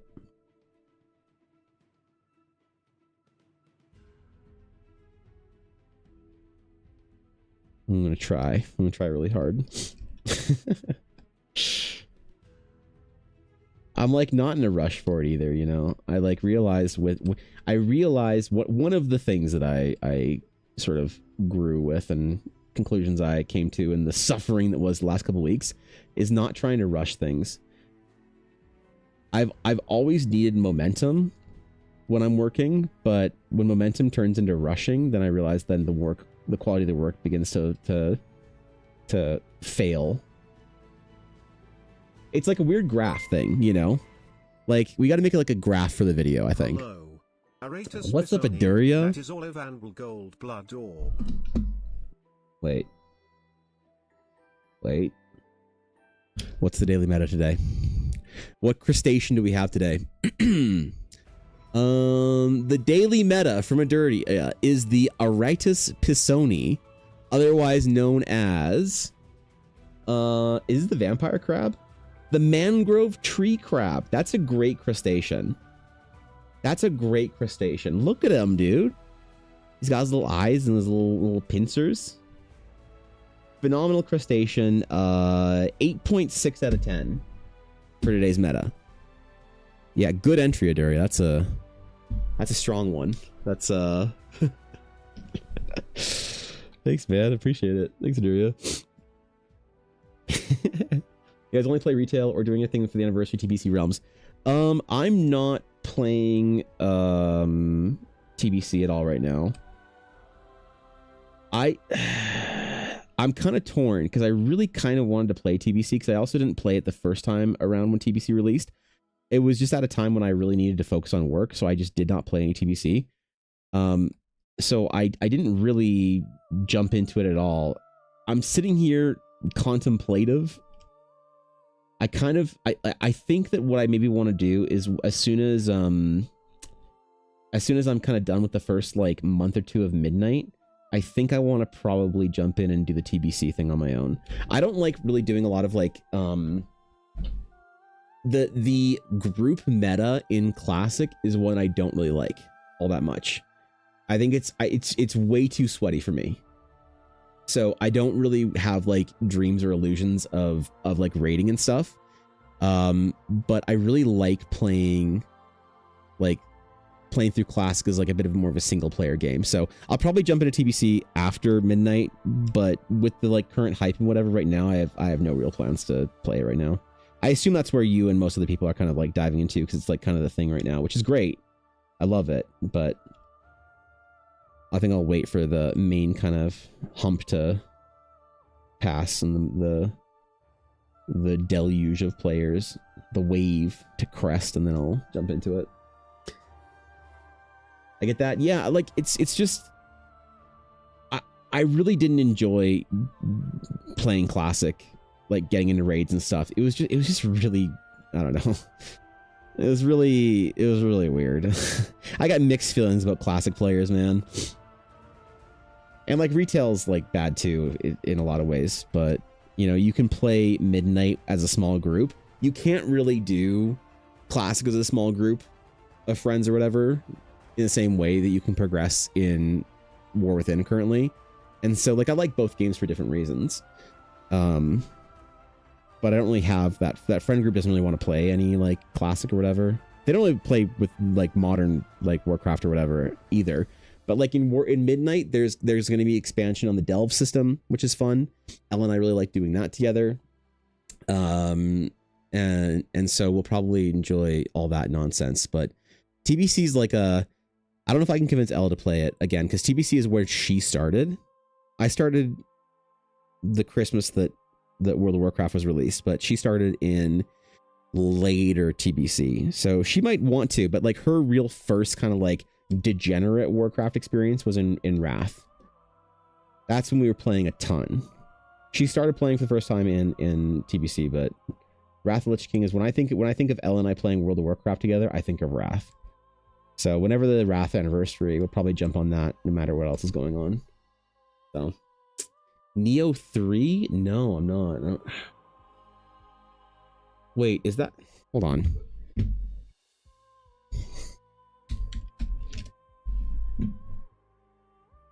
Didn't that just come out or whatever? What kind of game is Neo, Sabine? Because I was always in the impression that it was like a Souls-like type thing, which is not my jam at all. But I remember a friend talking about it recently. Said she was going to play it on stream. She said that I would enjoy it. You just reminded me of that. Beef and I and another friend are playing a bit of TBC. Well, that's dope. Like, if you have a couple friends that want to play it, that's fucking sick. You can do some dungeons together and stuff and chill. Get a little raid together, but... yeah, for me, it was all about the raiding and stuff.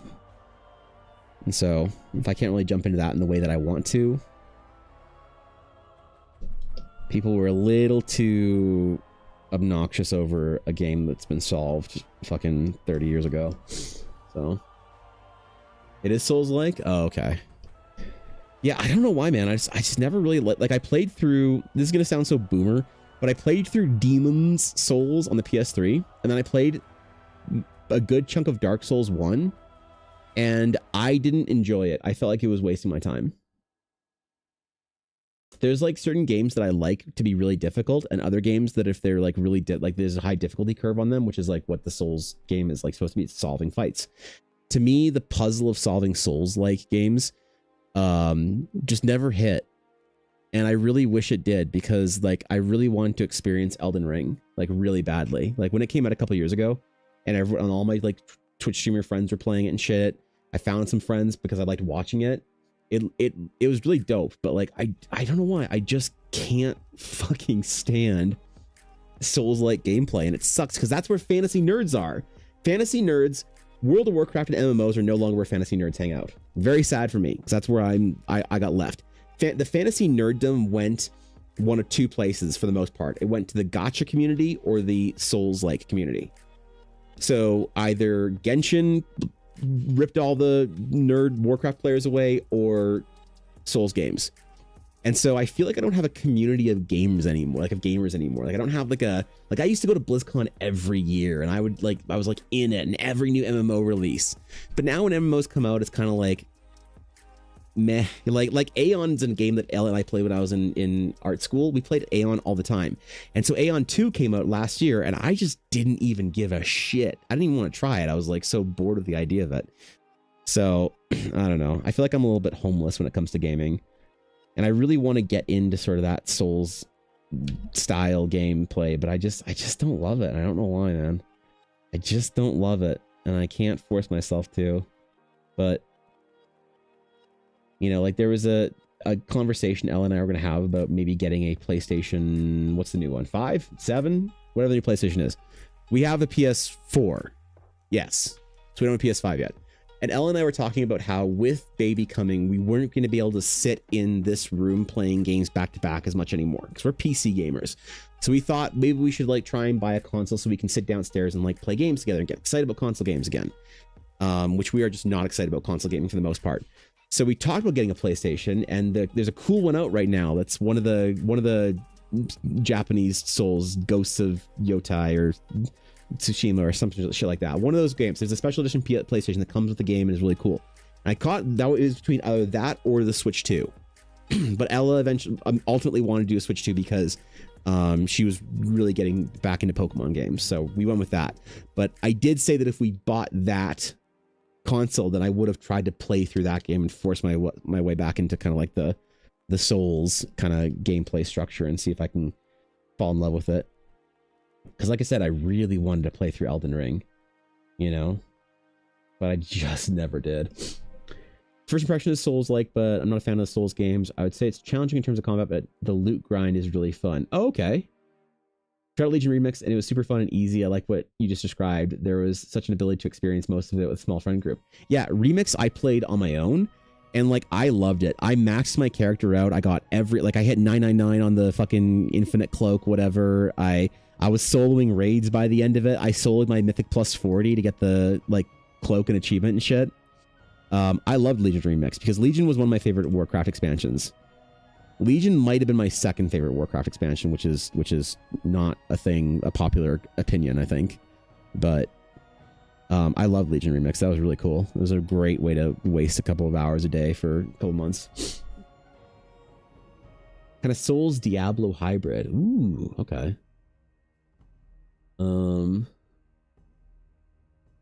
I played the first Neo, but it's Loot Goblin, kind of Loot Goblin Souls. Maybe I should try it. I do like being a Loot Goblin. I don't know if I can commit to more games. You know what? Honestly, you want to know the sad truth of what game I've been playing a lot recently?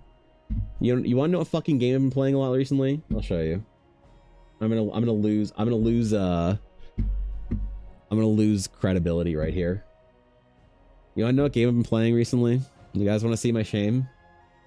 What's the most shameful game you think I could show here? Some gacha trash, anime gooner bait garbage? Nope. Worse.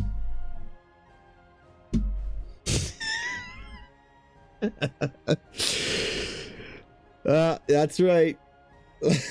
When I'm done work at the end of the day, I've been loading up some Age of Empires 2. That's right, man. I started playing it in, what, 98 or whatever? Haven't stopped since. Oh, God. It's like the entire world of new games are out there. An entire, like library of Alexandria of gaming has been released since then. And I go back to Age of Empires Definitive Edition, and now I reinstalled Diablo 2 remastered because they released this content drop. It's like I cannot convince myself to game, and then Warcraft. So I can't convince myself to play a game that was made, like developed for the first time in the last 20 years. I just have to play through games that were developed 20 years ago. I feel bad about it. No shame in it, yeah. How many games can you say that about, though? It's true. I do think it's phenomenal. I don't know. It's relaxing, man. I'm enjoying. I'm playing through all the campaigns again on hard, which I'm enjoying the challenge. You know? And it's fun. It feels dumb, though. It feels dumb that I can't, like, play a new game for the life of me. So, that or oh my god, or what am I playing on my Switch? I'm playing Pokemon Let's Go Pikachu right now. I really wanted to do some shiny hunting in that game. That's gonna be my middle of the night game when I'm sitting there with like baby or whatever. I'm gonna have my Switch and playing Pokemon with him. So I really want to like see if I could hunt a full shiny dex in Pokemon minus the legendaries in Let's Go. So I'm playing that. So that's the fourth game that I'm playing right now, and it's also a remake of a game from 20 plus years ago.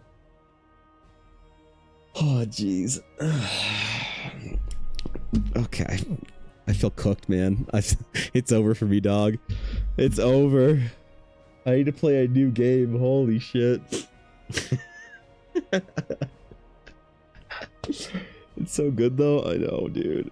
It's the best. I'm trying, man. Okay. Or I'm just playing D&D, another game that I've been playing for 20 years. I want a new game, dog. You know what I want? I want a new game that makes me feel like Overwatch when it came out. Oh, hold on one sec. I need to get some umbrella real quick. Your beat.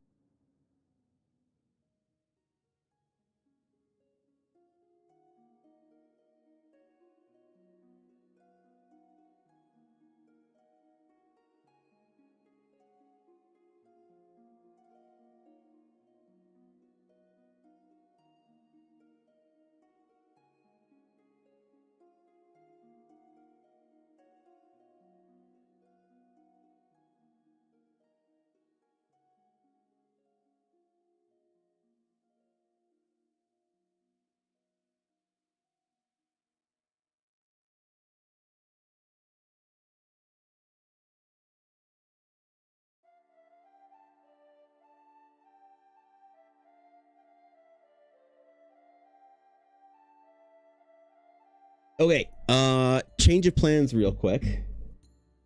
Oop. So I have to take Ella to the doctor real quick. She's feeling a little under the weather, and apparently when that is the case, you must go do the thing.